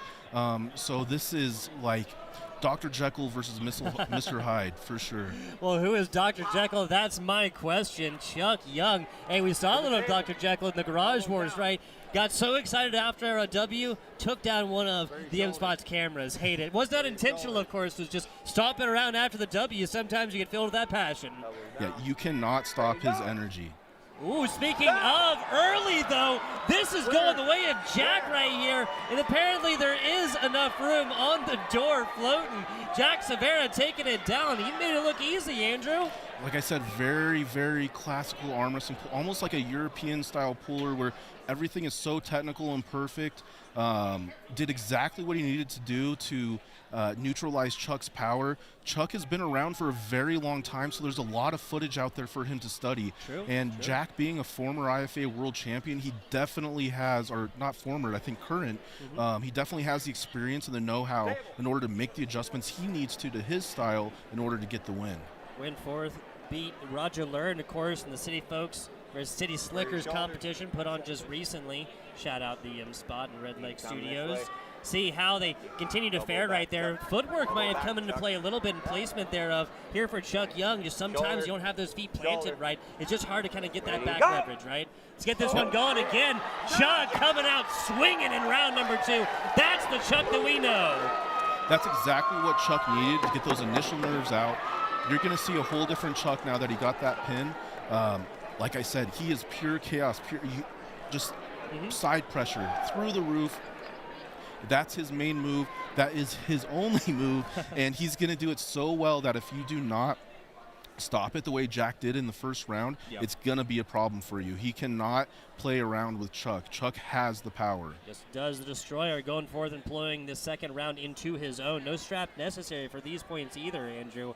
Now, Jack Severa came forth, and I feel like he gained a lot from that round, right? He realized just how dangerous that strategy from Chuck is, and so now he's going to be on the lookout coming in to round number 3, and now a tie-breaking round for this round 3, whichever way the point does go.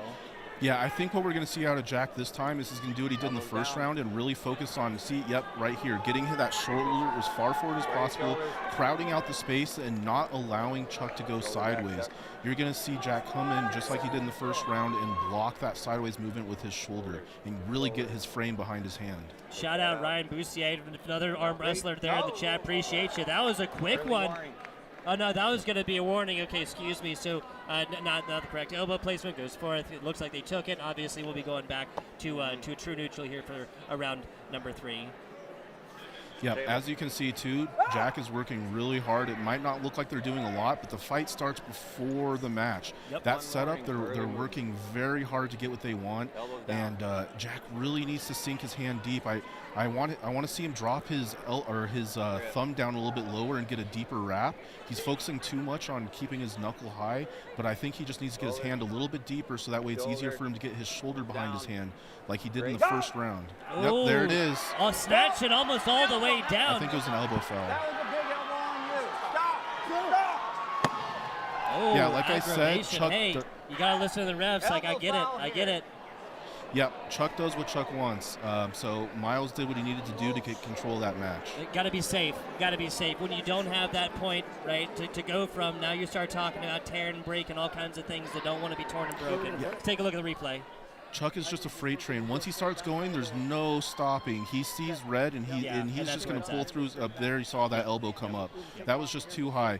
Now, their elbows are allowed to bobble a little bit up and down as long as no advantage is gained. But if there's any lateral movement whatsoever, the ref is going to call it, and Miles is not going to let anything get past him. Yeah, hey, our reffing staff amongst the best right here. Keeping them honest right there. I think to an extent, the Destroyer might know that one a little bit as well. He definitely knows. I don't think there's anyone in this room more experienced than him. He knows exactly what he's doing, but like I said, he's just a freight train, and you cannot stop him once he's going. He's not trying to get past the rules. He's not trying to go there. It's just his style. He's just intense. It's gamesmanship. That's all it is. 100%. If you're not trying, right? Now, going on down.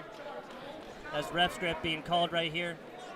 Trying to find that. Hey, again, I feel like this is literally just what you were talking about, Andrew, right? It might be a little of aggravation showed from Chuck right here, but the match starts way before these two go forth and actually hit, right? That placement, elbows all the way up to the palm, it matters a whole lot.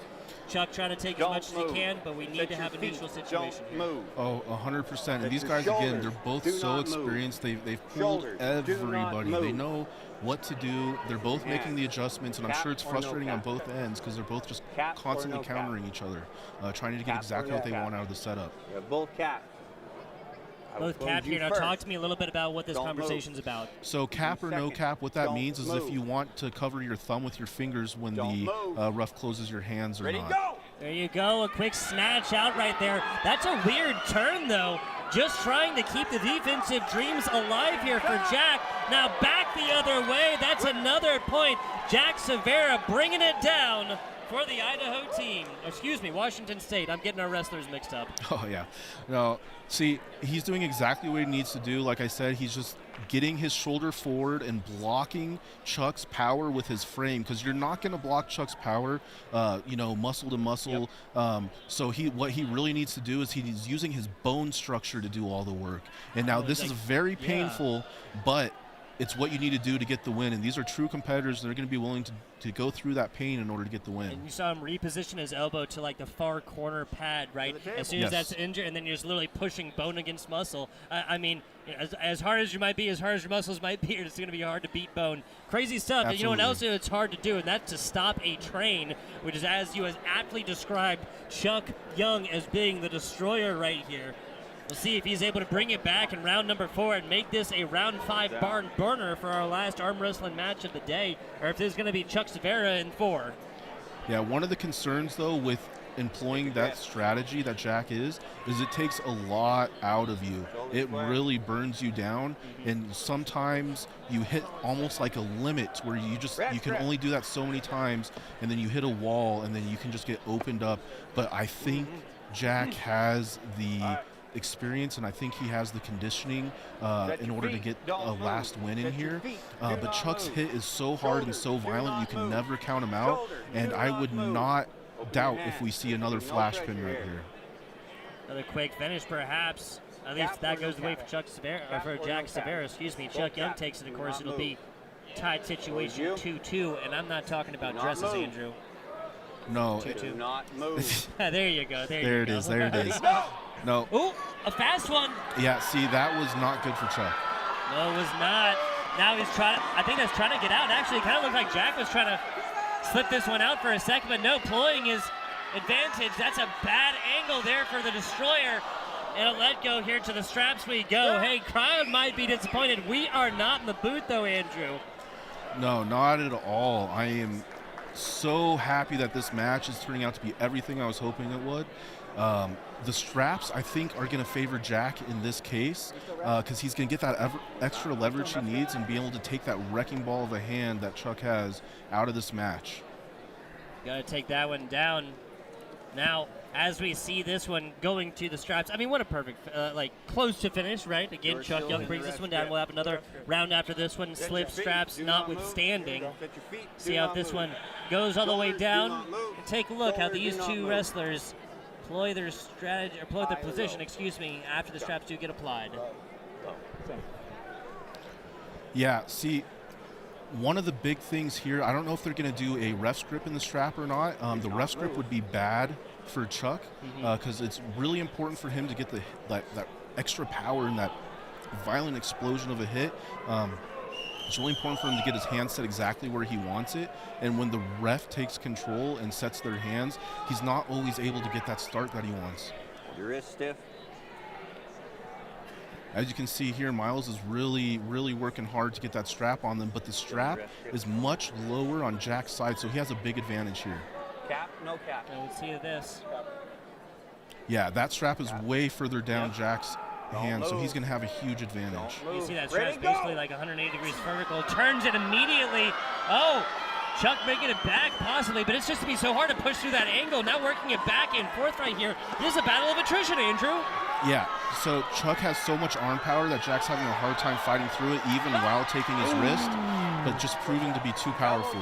Gonna be enough here for Jack Severa. Oh, it is all like a bulldog here for Chuck Young when it's actually going. Once it's done though, a gentleman through and through. There is the shaking of the hands, because sportsmanship, Andrew, most important part of any of these matches. Those muscles, my goodness.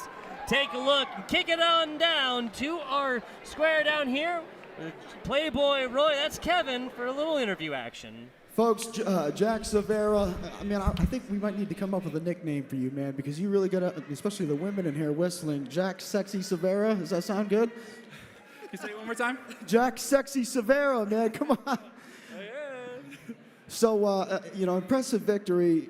Chuck is a serious guy. Have you guys pulled before? I feel like you guys have. Nope, never touched him. Never touched him. Okay, what did you think? It's a little different there. He did better than I thought. Yeah, his grip was super strong, and he was very smart with how low he was grabbing me to turn me palm up, and that kind of totally changed the game. I only beat him through some like ugly hooks, and then in the strap there was a bit more of an advantage. But the first 3 rounds were touch and go. For sure. Well, you said you changed the game a little bit, so you did make some adjustments in the match and the rounds. Yeah, like I was expecting to flash pin, but instead I had to go for like a long-term hook, just try to contain and then advance. I see you kind of toying around with him there at the end. You think his hand was blown up? Yeah, a little bit.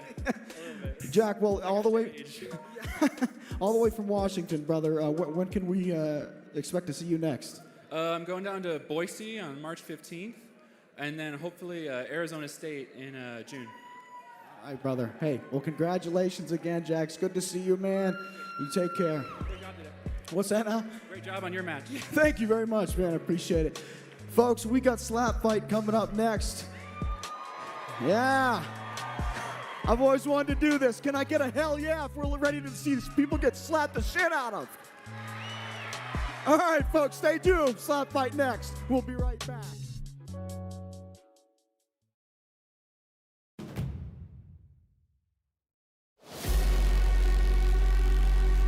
Get ready for the ultimate showdown.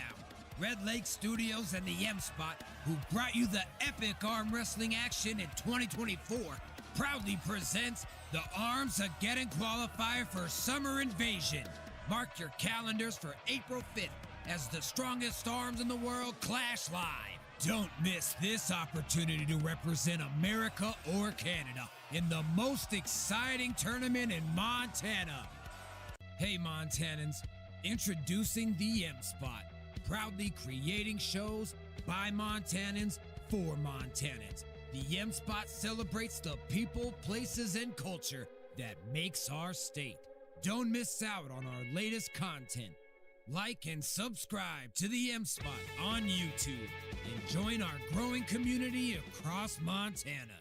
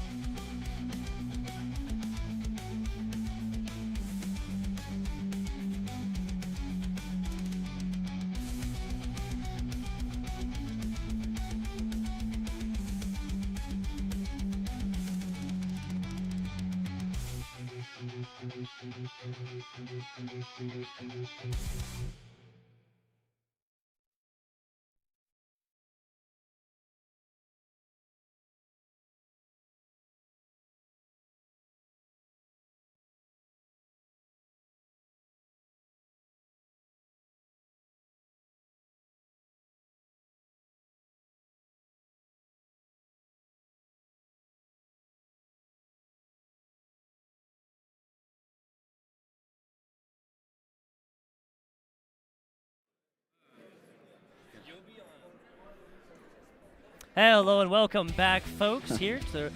This is Red Leg Presents My Bloody Valentine. We got the arm wrestling done here. Now slap fighting next. FBI Tugboat. Kevin, that's Playboy Roy. That's coming hot right, off of a man. win, right? That's right, hot off a win against Ryland Blackmore. Tough kid, only 19 years old. His back pressure in hand. Oh my goodness, if he continues that to go at it and work that bicep strength a little more, brother, he could be a serious opponent to come. Absolutely, absolutely. And especially younger, right there. Yes. A lot to come in the future. Expect a lot out of this arm wrestler.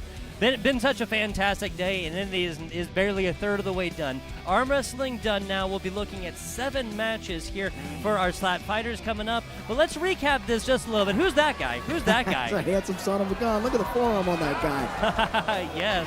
A little bit of vertical advantage, but Ryland Blackmore not really able to deploy that over you and take down the W. No, you know, this was my sort of comeback match, if you will. I've been hurt since right around August. And as you can see here, I'm really trying to bleed Ryland a little bit. I had hand control from the start, but Andrew Wiedebush, isn't this guy strong? Andrew Wiedebush, Aaron Gokey going down here. That's Mr. Unchained.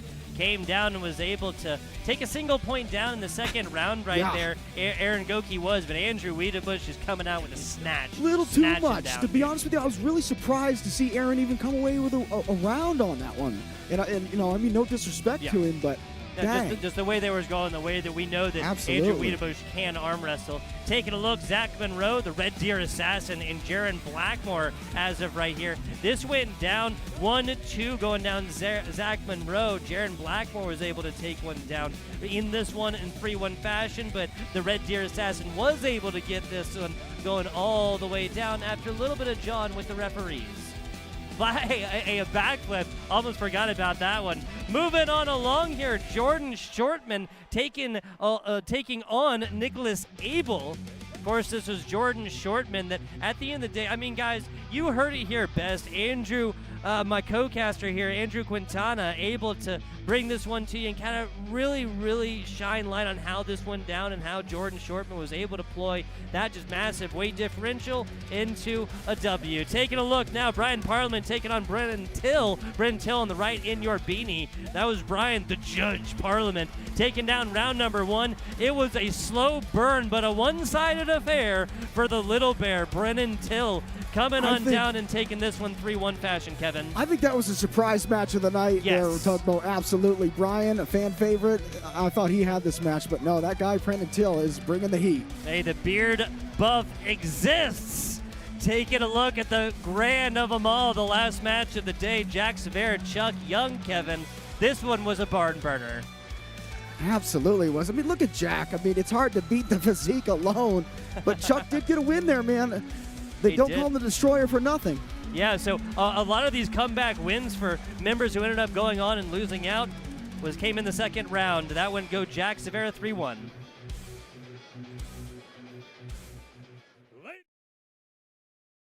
Ladies and gentlemen, welcome back. Before we begin our slap bouts, I would like to introduce the staff of the Montana Slap League.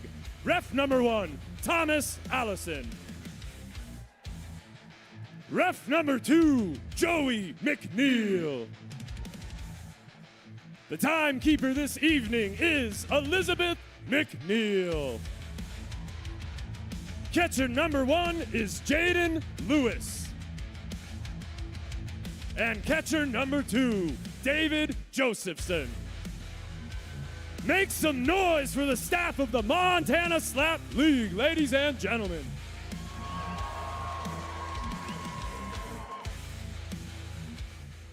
Introducing first, fighting out of the red corner. She's fighting out of Deer Lodge, Montana, Ashley Maloney. There you go. Ashley's going to have some fans in the crowd as well. Hey, a more calm, cool, and collected walkout until she hits that. Look at that. All the confidence in the world. She's shuffling up to the stage as of right now. She knows every word. And again, confidence exuding out of Ashley Maloney.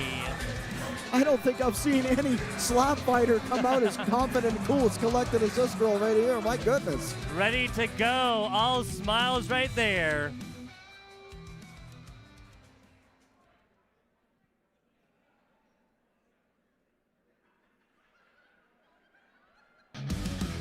And her opponent, fighting out of the blue corner. She's fighting out of Anaconda, Montana, Courtney Weinman. There you go. As the smoke settles, Courtney Weinman coming on down to the stage right now. Montana on Montana here, Kevin. The smoke had her going a little bit there. She had to wave it out of her face, but don't let it faze you. I've seen her before, the last tournament slap fight we had here on the M spot. She was a victor. Absolutely. Courtney Weinman need no introduction, really, to the slap fighting community. Big shout out Montana Slap League coming on in here and making this competition possible. Off guard. Okay. All right, hands. Come over. Okay. All right. Go ahead and take your corner. Making sure they're checked out here, folks. To give you a little bit of a breakdown on just how this one goes. Take a look, tail of the tape as of right now. A mild difference. Red corner, blue corner. 3 pound difference, a 3 pound differential here. Advantage Courtney Weinman, 5'5" versus 5'2". A long reach advantage here for Ashley Maloney. Okay. Now you hear Thomas Allison making sure this is all on the nice and skinny. There's the heads call, so tails call. This will be Courtney Weinman getting the decision here. Now this is a 10-point figuring, right? Just like boxing, right? That's now, right. on the defense, you can get more points than you even can on offense. It's all going to come down on how they react to get smacked right in the face, Kevin. That's right, man. Let's see if they can take it. Touch the table. Keep your chin forward. Stay right there and do not move, okay? Thomas seemingly going over maybe the rules right here. Hand or left hand? Left hand on 1, 2, or 3. On 3. Left what hand they're doing on 3. Do you understand? is giving them an idea of when this is coming in, right? You can you do your warm-ups, do your wind-ups now. Now they're coming in unexpected. That's when injuries happen. Yes. All about keeping it safe here at the in spot. That's 1. That's 2. That's 3. Ooh.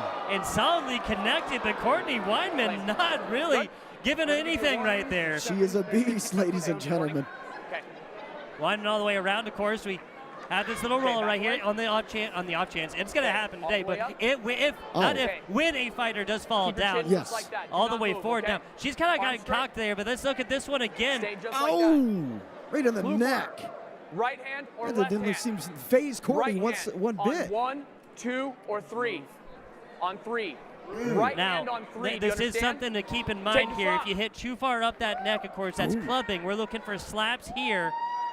We're going to do a fantastic job of getting clean slaps. Wind up. Good job of pointing that 2. out, Tugboat. Absolutely. Ooh. There it is. Ooh, and a little wobbly there at the end. I'm thinking defensive-wise, that's going to be advantage Courtney, at least here for early. Now, I don't claim to be able to read the minds of judges here, of course, Kevin, but that's where my mind is going. I think everybody's is, to be honest with you. I mean, you saw that last slap. Ouch. Right hand or left hand? Left on 1, 2, or 3.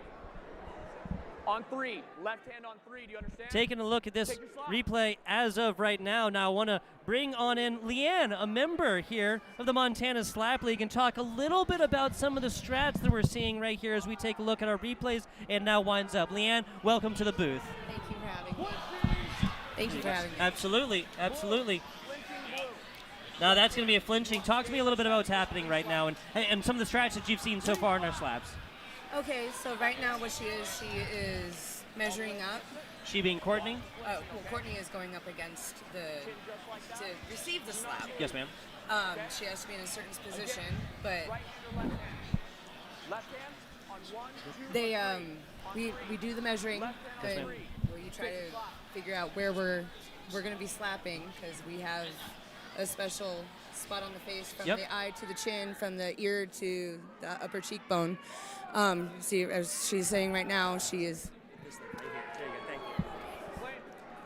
There you go. You're good. You're doing a fantastic job, Miss Lee, and I appreciate you so much coming to the Of booth, course. okay? Right here. There you go. You got it. Okay. All the way to the table? Now, we're talking about flinching a little bit. Obviously, that's... Flinching is when you either go into the slap or Right you hand or flinch left away hand? from it when they're Left in or right mid-swing.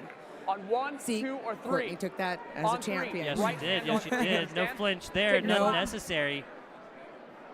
Now, talk to me a little bit about the defensive stance right now. So defensive stance is you're trying to hold your position as hard as you can and not flinch while you're taking a hit. A couple of steps back right there. Now, defensive points are a big thing here in these competitions, are they not? Yes, they are.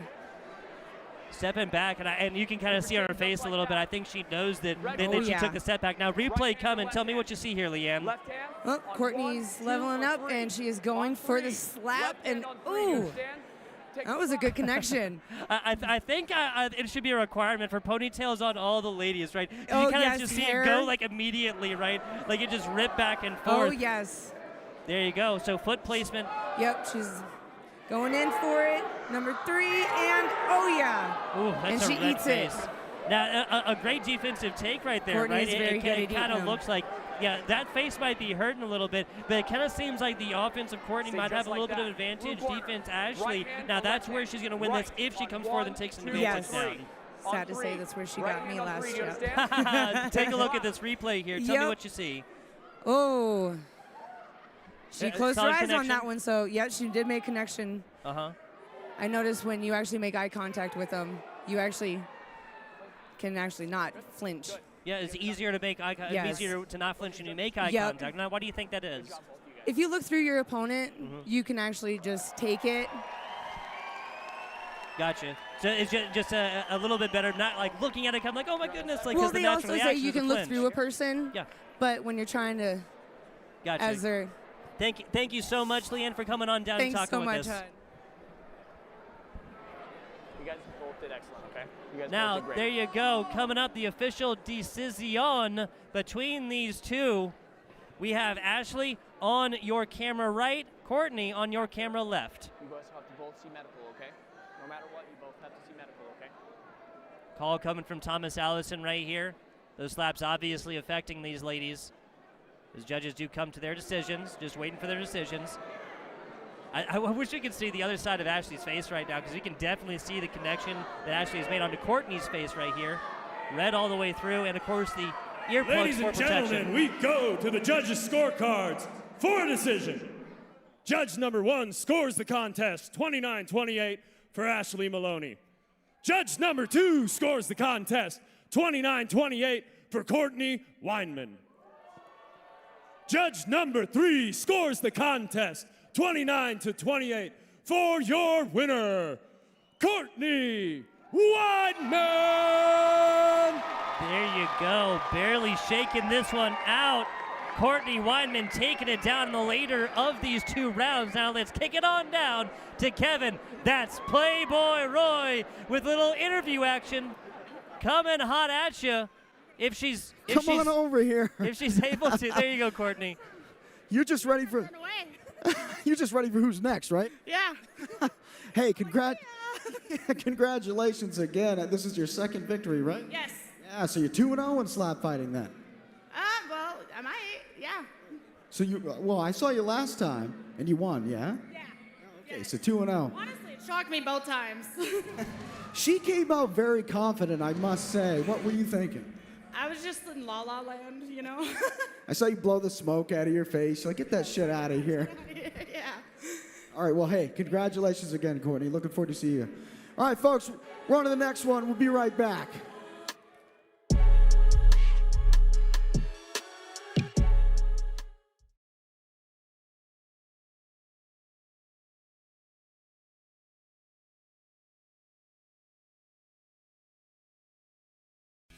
Introducing the Bull Pull, the latest innovation in free weight training, designed for unparalleled hand grip, wrist, and forearm strength. The Bull Pull stands out from traditional dumbbells and kettlebells, exclusively available in our online store. Choose from 20, 30, or 40-pound weights, all with a sleek black chrome powder coat finish. This portable Canadian-made equipment is your ticket to building strength, power, and endurance anywhere. Visit bullpull.ca to order yours now. Looking for reliable car care? Gear Grabbers Garage is your go-to destination. Make the right choice for your vehicle with our qualified technicians who can fix any problem your car throws at them. We work on all makes and models. We've got the expertise to keep you moving. Don't put off that necessary repair any longer. Gear Grabbers Garage.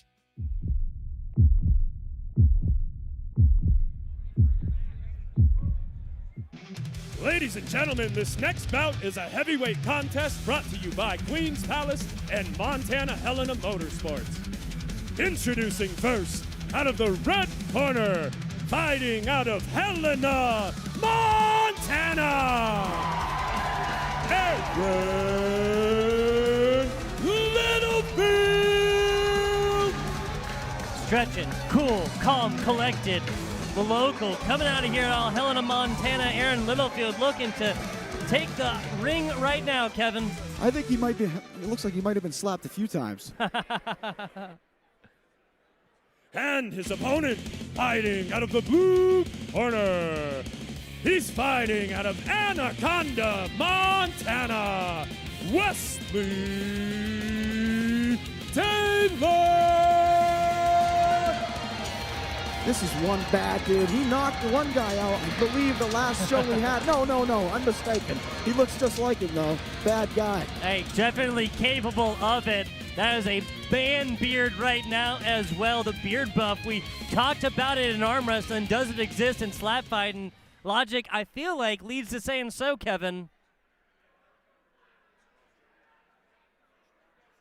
As these fighters line up right here. Big shout out, Thomas Allison, our refereeing staff here on the day, making sure everybody is gravy. Tail of the tape here, Kevin. Let's talk about the numbers. The numbers, Mason, what do they mean? Both 6'3", but 43 extra pounds going the way of Wesley Taylor. It makes a difference in any sport, man, absolutely. The reach, 31-inch, hand size, both the same.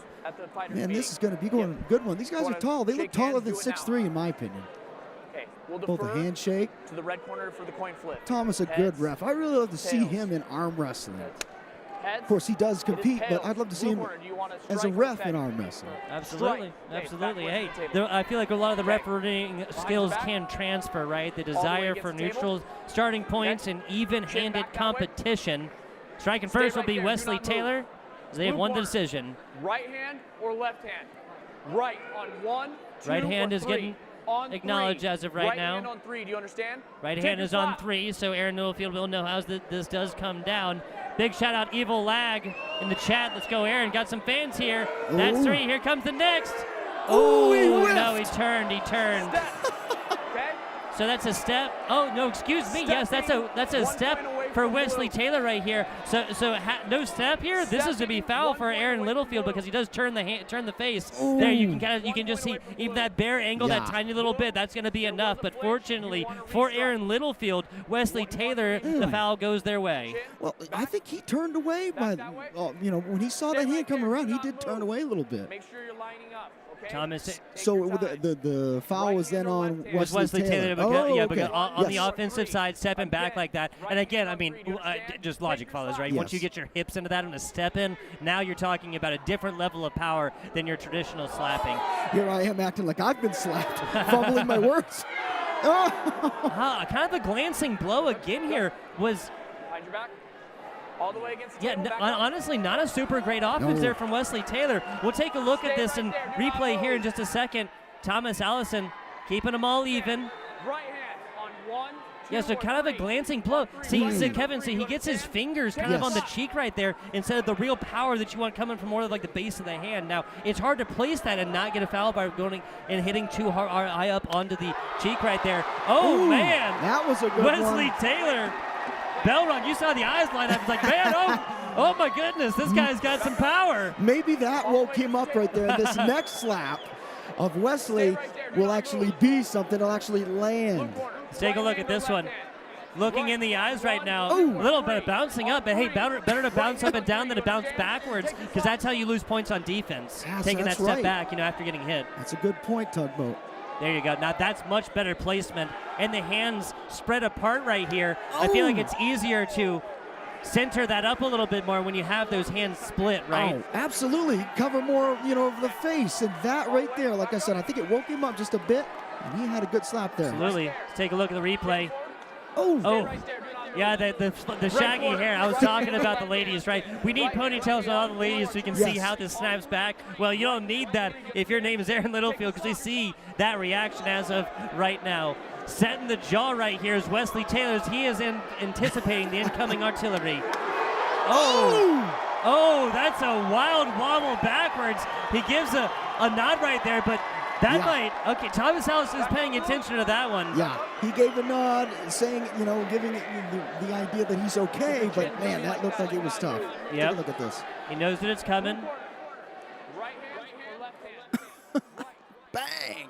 Yeah, so that's what I'm talking about, getting the base of the hand more involved right here instead of more like a slapping sound. You understand what I'm saying? Absolutely. I think he grows that beard maybe to hide that chin a little bit. Perhaps 8. Strats, man, Strats. Third. This is 3. Here it comes. Oh, knocked the earpiece out on that one. Knocked the earpiece out on that one. I don't even think Aaron Littlefield noticed. Yeah, he definitely did. A little bit of a wobble back, so possibly starting to take tolls, though. You can see, that's a little bit of a flinch right here, but the refs, they're letting him play, Kevin. I like it, man. You got to let him play sometimes. Woo. Here, Wesley utilizing his right once again. It's a heavyweight class, folks. Third round coming in here, folks. Wesley Taylor has seen some devastating blows thus far. Oh, he is still standing. He's still standing. He shook that last one off better than he did the second one, I'll tell you that, right. Kevin. He certainly did. Thomas trying to get the crowd going, but they're already screaming. There you go. Aaron Littlefield getting a solid connection here. Let's take a look at this replay.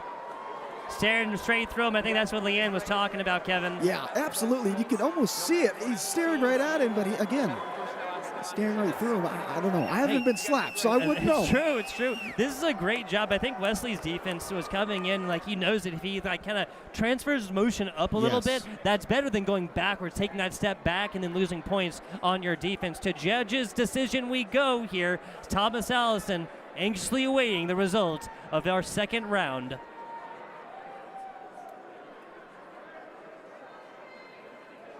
Decisions coming in, of course. Courtney Weinman only winning by 2 points, me, on the previous right here. So that was as even as it gets. See how this one goes down between Aaron Littlefield, Wesley Taylor. Ladies and gentlemen, we go to the judges' scorecards for a decision. The judges have scored the bout a majority decision for Aaron Littlefield. Gotta say, this just felt like this was the difference in defense, right? Aaron Littlefield, especially off the weak-handed slaps to begin with. One Presley Taylor, it just wasn't enough right there. But as it is, let's get on into the next round as we look at Mac Proviance and Cameron Bright.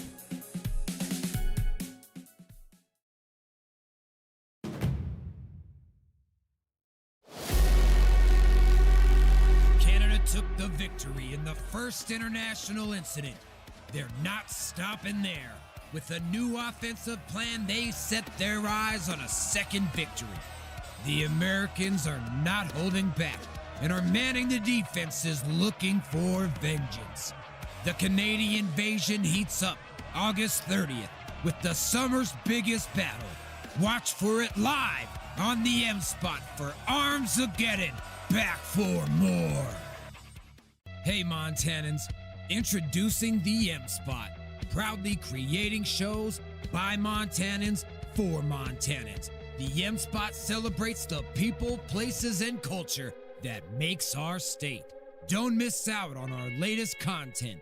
Like and subscribe to the M-Spot on YouTube and join our growing community across Montana.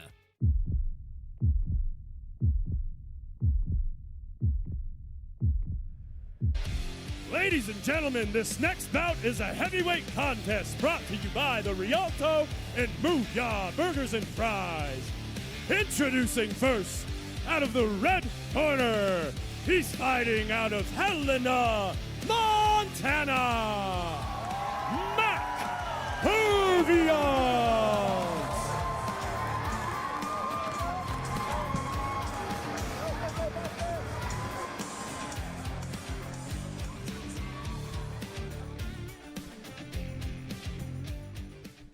And his opponent, out of the blue corner, he's fighting out of Anaconda, Montana, Cameron Bright.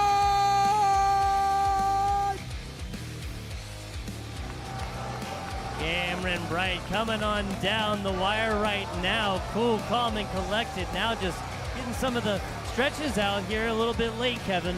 That's right. This is the guy I was talking about, Cameron Bright. I thought he was Wesley.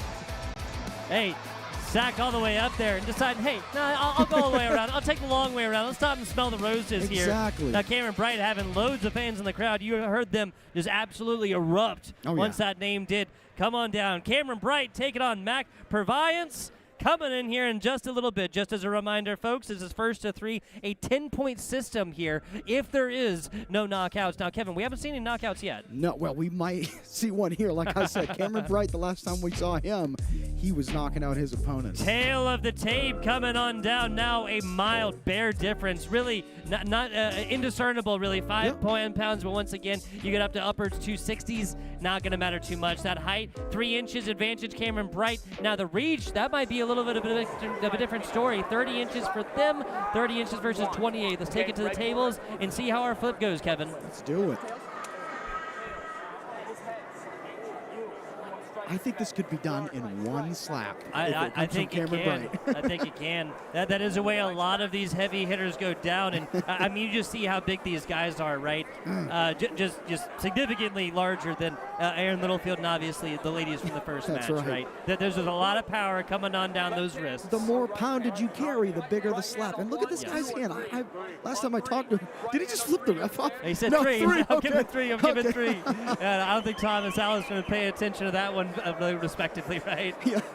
That's 1, 2, 3. Mine all the way back. Here it comes. What I tell you? The knockout early. I told you. Mac Proviance is not going to get the opportunity for an offense of his own. I called that one. I knew it. I knew it.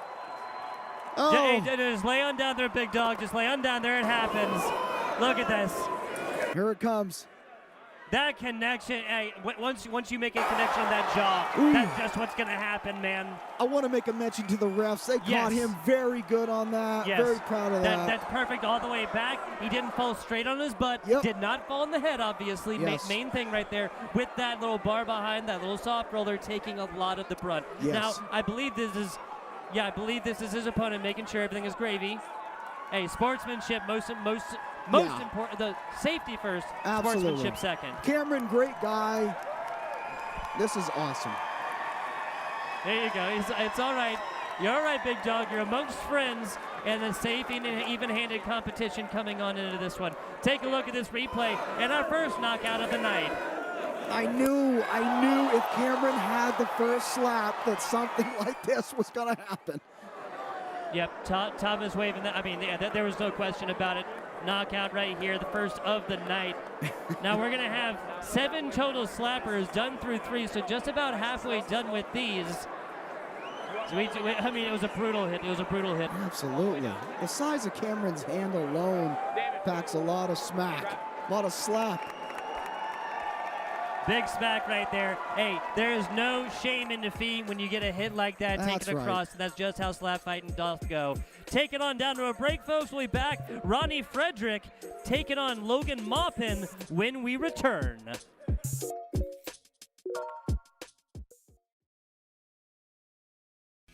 Introducing the Bull Pull, the latest innovation in free weight training, designed for unparalleled hand, grip, wrist, and forearm strength. The Bull Pull stands out from traditional dumbbells and kettlebells, exclusively available in our online store. Choose from 20, 30, or 40-pound weights, all with a sleek black chrome powder coat finish. This portable Canadian-made equipment is your ticket to building strength, power, and endurance anywhere. Visit bullpull.ca to order yours now. Looking for reliable car care? Gear Grabber's Garage is your go-to destination. Make the right choice for your vehicle with our qualified technicians who can fix any problem your car throws at them. We work on all makes and models. We've got the expertise to keep you moving. Don't put off that necessary repair any longer. Gear Grabber's Garage.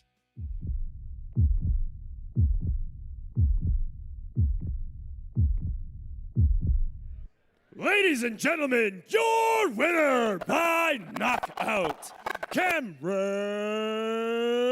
Bright!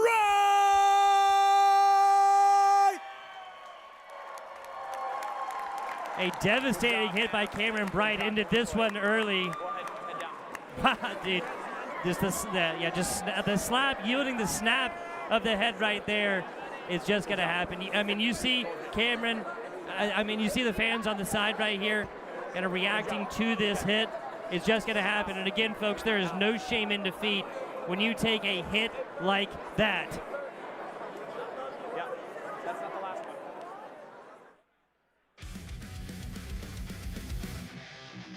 one. Ladies and gentlemen, this next bout is a heavyweight contest brought to you by Devout Nutrition and Bad Boy Bail Bonds. Introducing first, out of the red corner, fighting out of Butte, Montana, Ronnie Frederick! Another Montana, another man that works with his hands. Ronnie Frederick coming on down to the circle right now. This is the guy that Cameron Bright had knocked out in the last show that we had. Let's see if he can make a difference.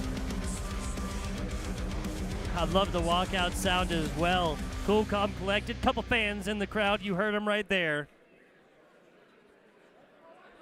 And his opponent fighting out of the blue corner. He's fighting out of Dillon, Montana, Logan Mopin! You call him Logan, I call him Chaos.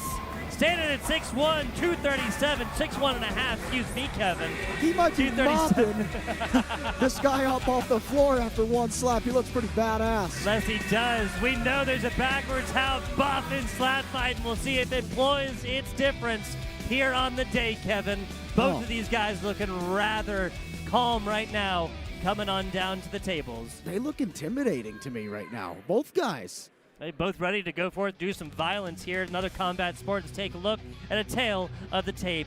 As we see, Kevin, a rather handed weight advantage. That's going to be 46 pounds advantage, Ronnie Frederick. Same height, pretty much actually an advantage, Ronnie Frederick, for the reach as well. Hand size is really what I'm looking at, though. Yeah, it might just be a quarter of an inch, but that's going to be significant. Mopin almost looks like he's got the longer arm, the longer reach, but I guess not. Coach table. Looks can be deceiving. Looks can be deceiving. There is Chalk. Says they're the same height as well. Both men come up right here. Chalk offered. Here's the flip. It is heads. Red, you want to strike or defend? Strike. Back away from the table. Ronnie Frederick opting for the offense first here, Kevin. Gotta say, that's always the way I'm gonna go. I think so, man. Every time. When it comes to football, arm wrestling, anything. Got to Ronnie Frederick, Montana's finest, coming on down to the table. He's opting left here, right? On one, only one windup right here. We've seen 3 windups thus far. No drama here for Ronnie Frederick. Not at all. He means business. Let's see if he can get a knockout here. He looks determined. Ooh, a little bit of a stumble back right here. The eyes are open. Is he okay? I think Ronnie might be a little pissed off after that last loss to Cameron Bright. This makes sense. Kick it to the replay right quick and see how this one went down.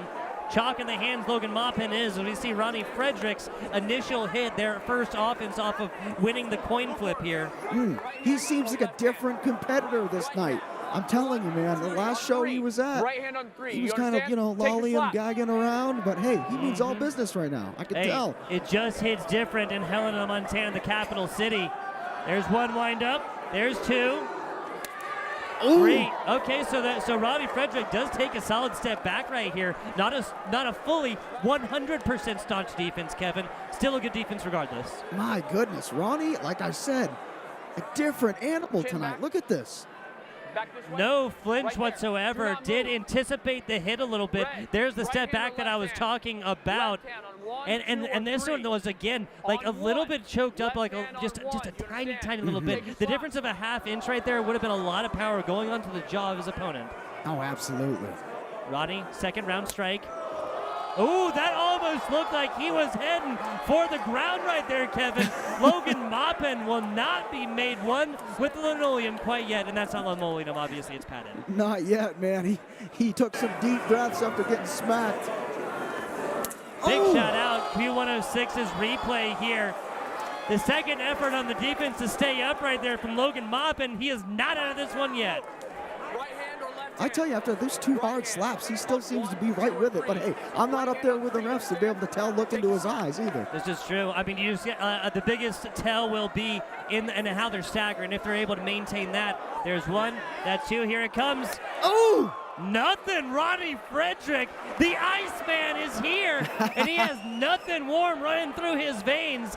Let's take a look at what is probably, honestly, Kevin, the best, most staunch defense that we've seen tonight. Damn, I mean, Logan has got a meat slap, and you can see the shock in his eyes as to how strong Ronnie's being right now. He left it all on the table right here, and Ronnie Frederick, the look of confidence afterwards. Now, the first slap of the last round, Ronnie Frederick's last offense. Oh, no. Oh, goes down right there. So, no count necessary. Thomas Allison got to come in here and look. He's stumbling and bumbling, but I tell you, he didn't go down completely, ladies and gentlemen. You want to continue. This is a tough son of a gun. So he had to go through with the continue until he sees the competitor maintain full composure, right? You have to go for another second after that, and then the question comes. Hence, not the full 10 count, Kevin, but all the way up to 8. He's coming to get the chalk over here right now. He's wobbling all around. He might even just fall off the side of the ring here. I really hope that's not the case right here. Tired, definitely, but hey, get the piss slapped out of you will happen like that. Logan Mopin, his last offense coming up here. I love it. The refs letting them go, letting them play. 1, that's 2. No, the wind-up problem right there is Logan Mopin did not deliver the devastating knockout blow that he really wanted in this third round. To judge's decision we go, as I gotta say, one of these 2 competitors is leaving that just a little more confident, looking for a reason, Kevin. Let's take a look at this one again. Absolutely. Ronnie, different animal this whole match. I love it. This was more of a push and less of a snap. You know what I'm saying? That's where the power really comes from, Kevin. Absolutely. You know, even though we didn't see a knockout, everybody loves to see one of those. Hey, we gave you one of those last round, a slower slog coming up for our officials' decision. Ladies and gentlemen, after 3 rounds of action, we go to the judges' scorecards for a decision. All 3 judges score the contest 30-27 for your winner, Ronnie Frederick. A fantastic W here from Ronnie Frederick. The difference came in the offense late round, and the difference came in the defense early round. The big difference right there was big. Short break, folks. We'll be back with you in just a minute.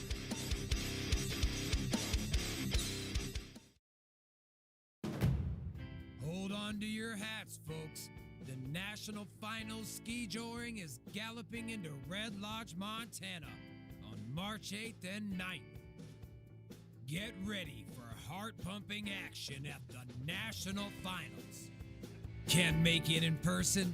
No worries. Catch all the thrills and spills streaming live at 2 p.m. on both days. Don't miss the National Finals Ski Joring only in Red Lodge, Montana. Visit redlodgeskijoring.com for more information. Hey Montanans, introducing the M-Spot, proudly creating shows by Montanans for Montanans. The M-Spot celebrates the people, places, and culture that makes our state. Don't miss out on our latest content. Like and subscribe to the M-Spot on YouTube and join our growing community across Montana.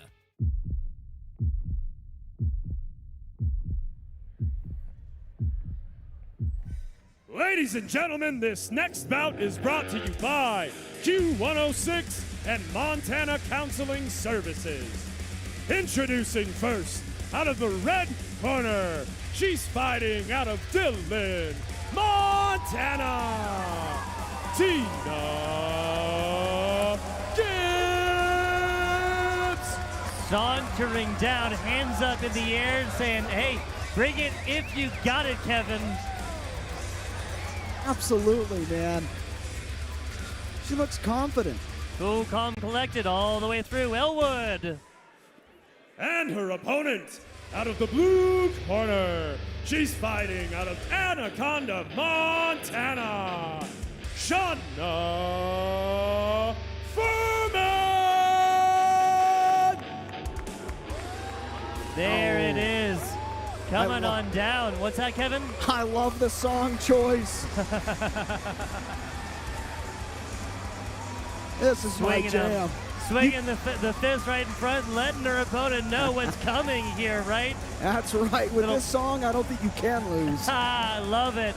I love it. Hey, I think we might be talking about a music buff here, Kevin. Oh, absolutely, man. It makes a huge difference with a walkout. Put you in the sense of tone. Yes, sir. We've seen split decisions. We've seen knockouts, folks. What will we see between Tina Gibbs and Shauna Ferman as the tail of the tape comes onto your screen? 41 pounds advantage for Tina Gibbs, a mild height advantage. Now reach will be Shauna Ferman, and they have the exact same hand size. Red corner defers to the coin matchup. Flip. Heads or tails? Gotta say so. You can see experience on Tails, both sides it is of this table as well.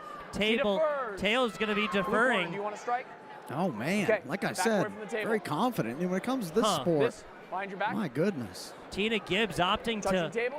go for the defense first, like you said. Right there, Gotta do not just move. come off the back of Blue a lot of corner, right confidence hand or within left our hand? slap fighting league. Right Big shout on out 1, to the 2, or Montana 3. Slap League On for putting 3. on productions Right just hand like this on one. 3. Do you understand? I tell you what, I can look at it in the mindset of, hey, I get smacked, it might wake me up to really hit this woman. Absolutely. She's a little bit farther out there. She's barely putting fingertips on. Oh! A solid one, but Tina Gibbs absorbing it rather well. Oh, my goodness. She smiled. Oh, I love it. Yeah, Tina Gibbs going to be A-okay. Let's take a look at this one again, Kevin. The full turning of the head. So what this is a great job by Tina Gibbs to have come forth and absorbed this. She didn't flinch, but she rolled with the hit as it came through, thereby absorbing a whole lot of it. You know, I wonder if that's a better way to do it. She took a smack, and I mean, it didn't even phase her. Ooh. But the defense holds strong for Shauna Ferman, barely even moved. She had to look at Thomas Allison to make sure that she'd been hit. I think Tina was a little surprised on that one, that it didn't even budge her. Wow, so crazy stuff. Take a look at this one again. Comes in. I mean, it looks brutal, but I think all of them do when we have our super slow-mo replay being provided by the M spot. A really good follow-through as well from Tina, but again, wasn't enough. Was not enough. Eyes closed for Tina Gibbs, and it's a smile right there again. A little bit of a wind-up. She kind of like bares the cheek a little bit. Those have got to start to feel. Take a look at this one as it comes in via our Q106 replay yet again. I gotta say, this is probably the hardest hitting women's match I think I have ever witnessed. Again, I think all the women should have to have ponytails, pigtails, something like this so we can see that kind of reaction, the physical, violent reaction. Speaking of Tina Gibbs, nothing. Shauna Ferman giving them nothing. Oh, I think she's getting a little frustrated here, and rightfully so. Gonna have to slide through here. Tina Gibbs has to, Kevin. We'll take a look at this replay again, but you'll see kind of what I'm talking about. Got to go all the way through it. Like, you don't slap the skin, you slap through the skin, right? Absolutely. These ladies are very professional at this. You can tell. Winding up for round number 3. Oh! Tina Gibbs went damn near 45 degrees. That one got her a little bit. Yeah, she said, hey, my neck hurts a little bit on that one. Confidence can only take you so far. This is true. Look at that. She's half leaned over. And Tina Gibbs, I think she realized just how close she was to maybe hitting the dirt. Oh. She looks to be with it, though, I must say. She's hurting, but she's still, the lights are on. Tina Gibbs' last offensive strike. Got to do better than the previous two. Oh, and this one looks just like the other two. I ain't a judge here, Kevin, but I mean, I think we can anticipate these, like, the tail of this matchup was two really, really damn good defenses, but one of these ladies shone through in terms of offense, Kevin. Man, they both had great slaps, too, by the way, but their defense was just too much, and neither one of them had enough to put it away. Judge's decision coming down right now as we go all the way to the wire. Each lady is getting 3 slaps. I think this could go either way, Tugboat. I really feel like this was the way of Shauna Ferman, given how she got those reactions offensively and gave up nothing Ladies and defensively. gentlemen, after 3 rounds, we go to the judges' scorecards for a decision. Your judges scored the contest 30-27, 30-27, and 29-28. All for your winner by unanimous decision, Shauna Ferman! Taking it down, another 3-0 sweep. Shauna Ferman does. Taking a look, Jacob Creedle and Ty McCrayu when we return.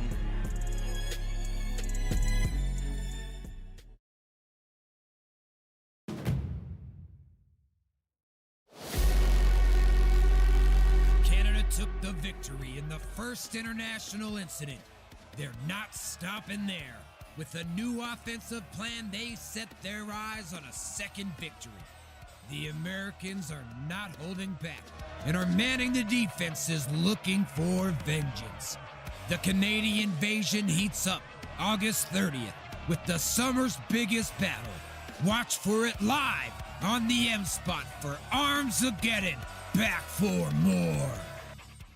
Hey Montanans, introducing the M Spot, proudly creating shows by Montanans for Montanans. The M Spot celebrates the people, places, and culture that makes our state. Don't miss out on our latest content. Like and subscribe to the M Spot on YouTube and join our growing community across Montana.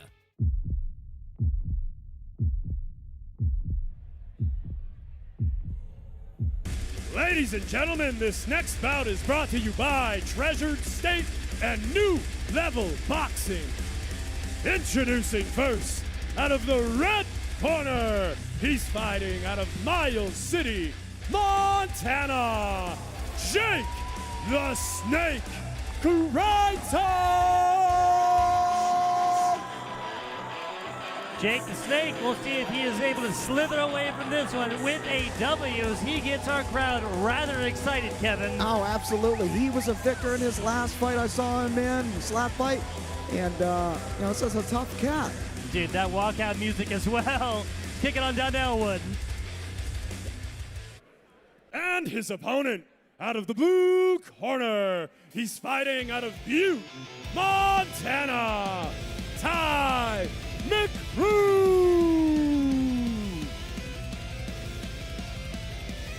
Take a look at George Tunnel. Now that's the calm walk, cool hand floof for Ty McCrew. Got to sit down with the man a little bit himself. Second event, 6 months experience, so bringing in a lot of heart into this one, and 6 months of experience within the slap fighting community, Kevin. Man, 6 months of experience in this sport is saying a lot, I would think. Yes, sir. This is a linebacker, played linebacker position back in football. We'll see if that translates into him being able to take those hard hits. I think so. Big shout out James Weber in the chat. He said, let's go, Jake. Hey, Jake, Mr. Kreidel, you got a couple of fans, not just here at the Helena Civic Center, but as well as our M-Spot YouTube chat. Big shout out to everyone watching. Let's take a look at the tail of the tape. About 48 pounds is going to be the advantage here for Ty McCrew, excuse me. Little bit of a height advantage going the other way, though. Little bit, we're talking about 6 inches there, Kevin. Yeah, well, like you said earlier, he used to be a former linebacker, so, there's a lot of hidden weight maybe in his legs, the lower areas of his body, and he looks pretty sturdy as well. It's true. Offense deciding first here for Ty. Jacob Kreidel takes the position. Just like that, do not move. He reminds me of a Jedi, this Jacob guy. I tell you, though, his right poise. Hand or left hand? Right hand. We'll be able to see if he's able to force stop this slap as it does come in to make connection with his face. Take your slaps.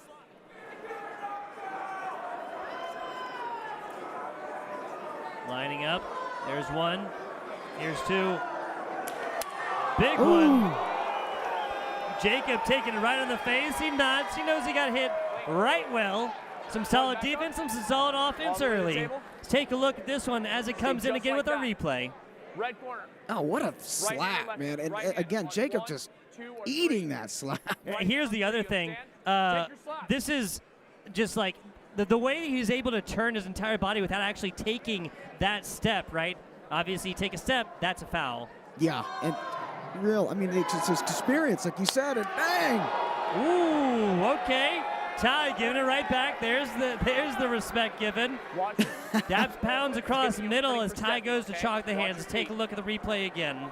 Stay just like that. Both guys liking it. They like getting hit by the looks of it. Blue corner. Now that's how you bend your legs, bend your knees right there, and get like a little bit of a rising action into this one. Now a little bit higher up, this has been too close to the eye, but this was a solid hit onto that upper cheek area, Kevin. Oh, absolutely. You want to talk about experts and... Oh, there it goes. And down he goes. Jacob Kreidel can take the first and not the second. Ty McCrew will come down as your victor. My goodness, that was a slap. Want to make sure everything's all right here, Kevin. Take a look at the replay in just a second. Yeah, no, it's all right.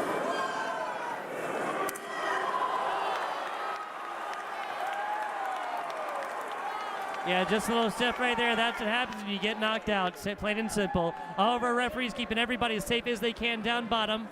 Everybody will be okay at the end of this one. Like I said, Jacob's a tough guy. I don't think this is anything new to him.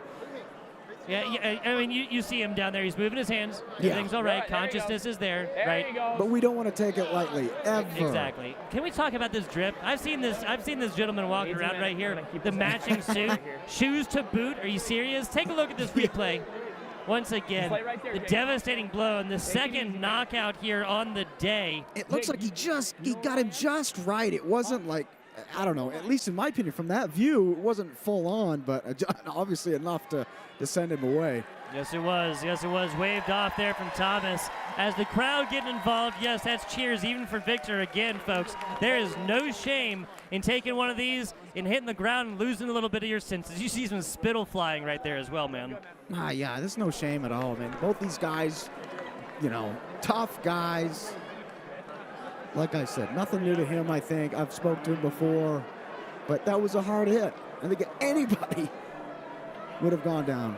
Yeah, no, 100%. Jake Cradle taking this one down. The snake going to take a bite out of this one. That venom will hurt. Yeah. That angle right there, that was full on right there. Yes, it was. And Just breathe, great job right there. That could have been a worse hit against the ground. Like literally just cradling the head and the neck all the way down, making sure everything is A-okay. Absolutely. The reffing in this event tonight has been superb, in my opinion. Keeping them safe, keeping the highest level of sportsmanship possible. Absolutely. Thomas, such a professional guy. Looks good, man. He looks the part. You know, he's jacked. Handsome young man. Absolutely. Absolutely. Tattoo buff, perhaps? I mean, we talked about the beard buff. That's already came in arm wrestling earlier and definitely here on the day. And just like logic follows, you got a little bit of that cushion on your chin. Yeah. It can't possibly hurt Kevin. No, not at all, man. I mean, some guys will wear it because they got a lack of a chin. There you go. It's true. Sportsmanship paramount here between these two slap fighters as we escort this one on up the stage. Yes, big shout out here with a knockout hit on the second of these. We'll go to a short break in the last of our slap fights. Good job. Coming in here in just a little bit, folks. It's here from Thomas Allison. Ladies and gentlemen, no scorecards needed. Your winner by knockout, Ty McRue.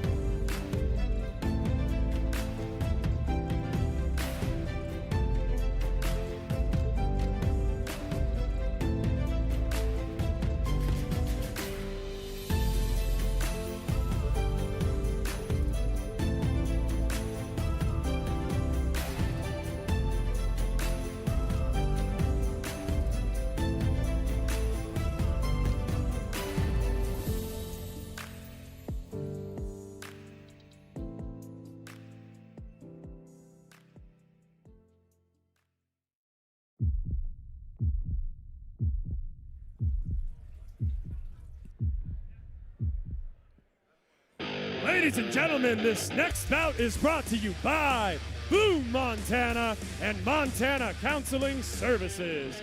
This is your main event of the slap fights. Introducing first, fighting out of the red corner, Bryce Emerson Duke. The Duke is in the building here, folks, getting the crowd ready for it. Ponytail and back, he's abiding by the rule here, Kevin, that I have imposed. Yeah, you know, it might sound like they're booing, but they're saying Duke. Duke, the Duke. We'll see if he is able to extend his reign onto the circle here tonight.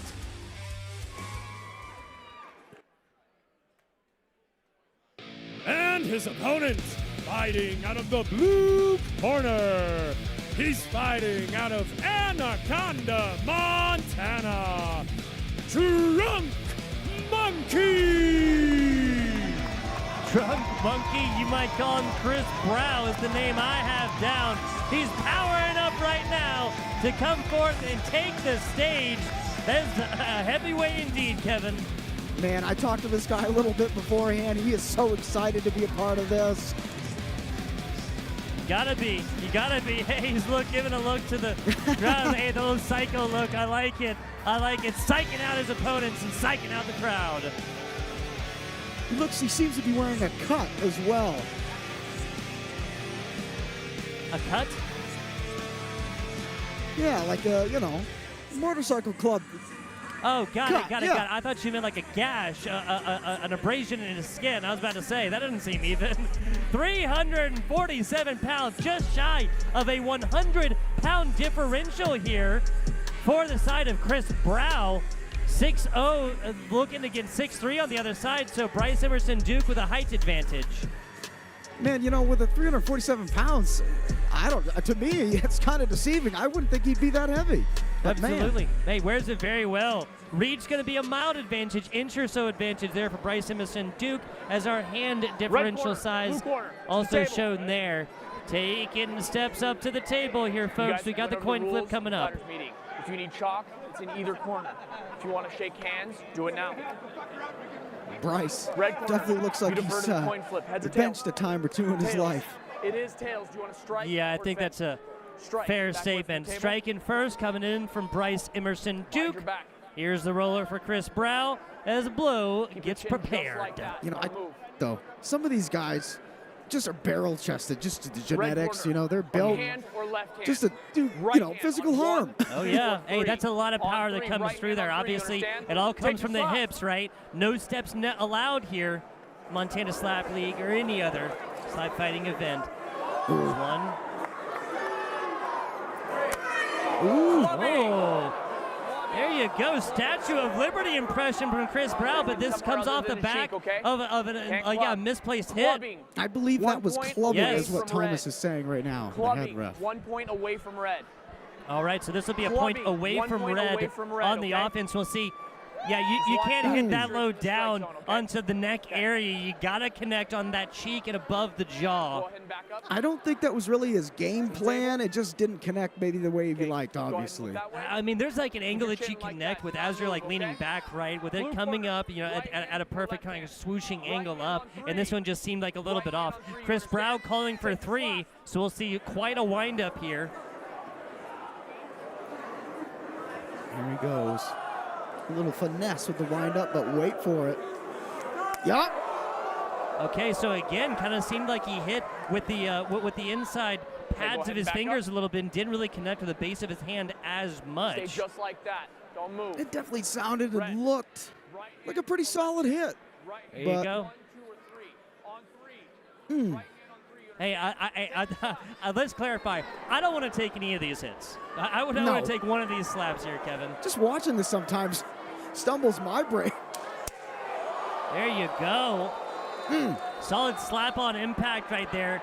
Maybe an attempt to follow through a little bit more, but I mean, dude, knocking down 350 pounds, that is a Herculean task.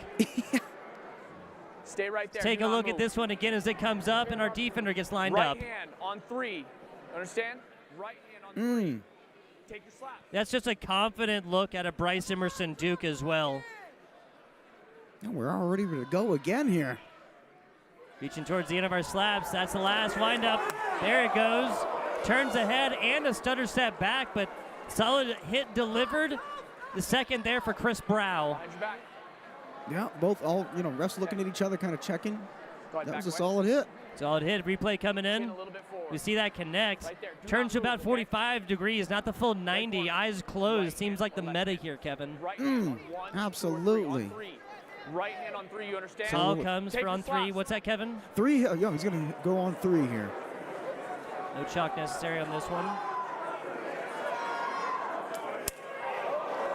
Almost like an uppercut on that one, almost. Okay, so Chris Brow realizing he got smacked rather hard. A little bit of a starter setback, but that's it. The defense is right here, really probably going to ultimately be the difference. Let's take a look at this one again. Ooh, again, yeah, just almost like slapping upwards. You understand that? The rising hit right here. Take your slap. We see the last slap being delivered offensively as of right now. Here's the setup. That's too low. This crowd wound right up. Yeah. Bryce Emerson Duke takes it straight on the chin. I think the defense might have defined this one. Are we calling ponies here? Good sportsmanship, folks. Good stuff. Absolutely. Take a look at some replays here as their judges do confer. I got to say, defense probably coming in for Bryce Emerson Duke like a little bit. Again, it's so hard to knock down a 350-pound man, but offense and defense seemed a little more even-handed for Bryce Emerson Duke than it did Chris Brow. Ah, yeah. Split decision definitely, though, dude. That's good. Split decision for sure. definitely. Mouth's bleeding a little bit, so you just get checked, okay? Okay.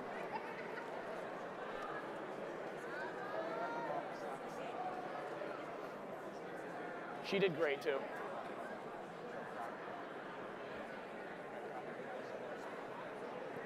One last decision here, folks, and one last confer between our judges. We take a look inside mind of a floor ref here for Ladies Thomas and Allison. gentlemen, after 3 rounds, we go to the judges' scorecards for a decision.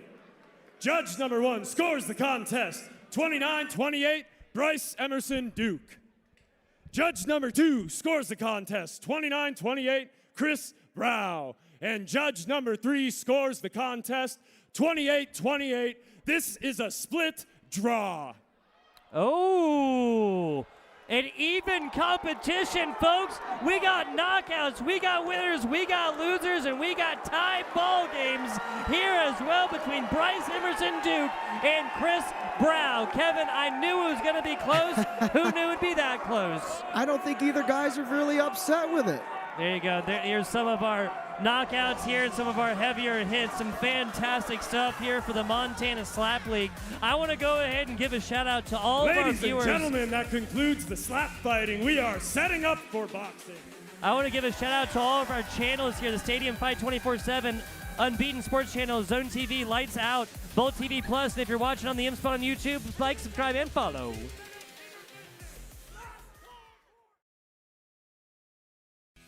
Introducing the Bull Pull, the latest innovation in free weight training, designed for unparalleled hand grip, wrist, and forearm strength. The Bull Pull stands out from traditional dumbbells and kettlebells, exclusively available in our online store. Choose from 20, 30, or 40-pound weights, all with a sleek black chrome powder coat finish. This portable Canadian-made equipment is your ticket to building strength, power, and endurance anywhere. Visit bullpull.ca to order yours now. Looking for reliable car care? Gear Grabbers Garage is your go-to destination. Make the right choice for your vehicle with our qualified technicians who can fix any problem your car throws at them. We work on all makes and models. We've got the expertise to keep you moving. Don't put off that necessary repair any longer. Gear Grabbers Garage.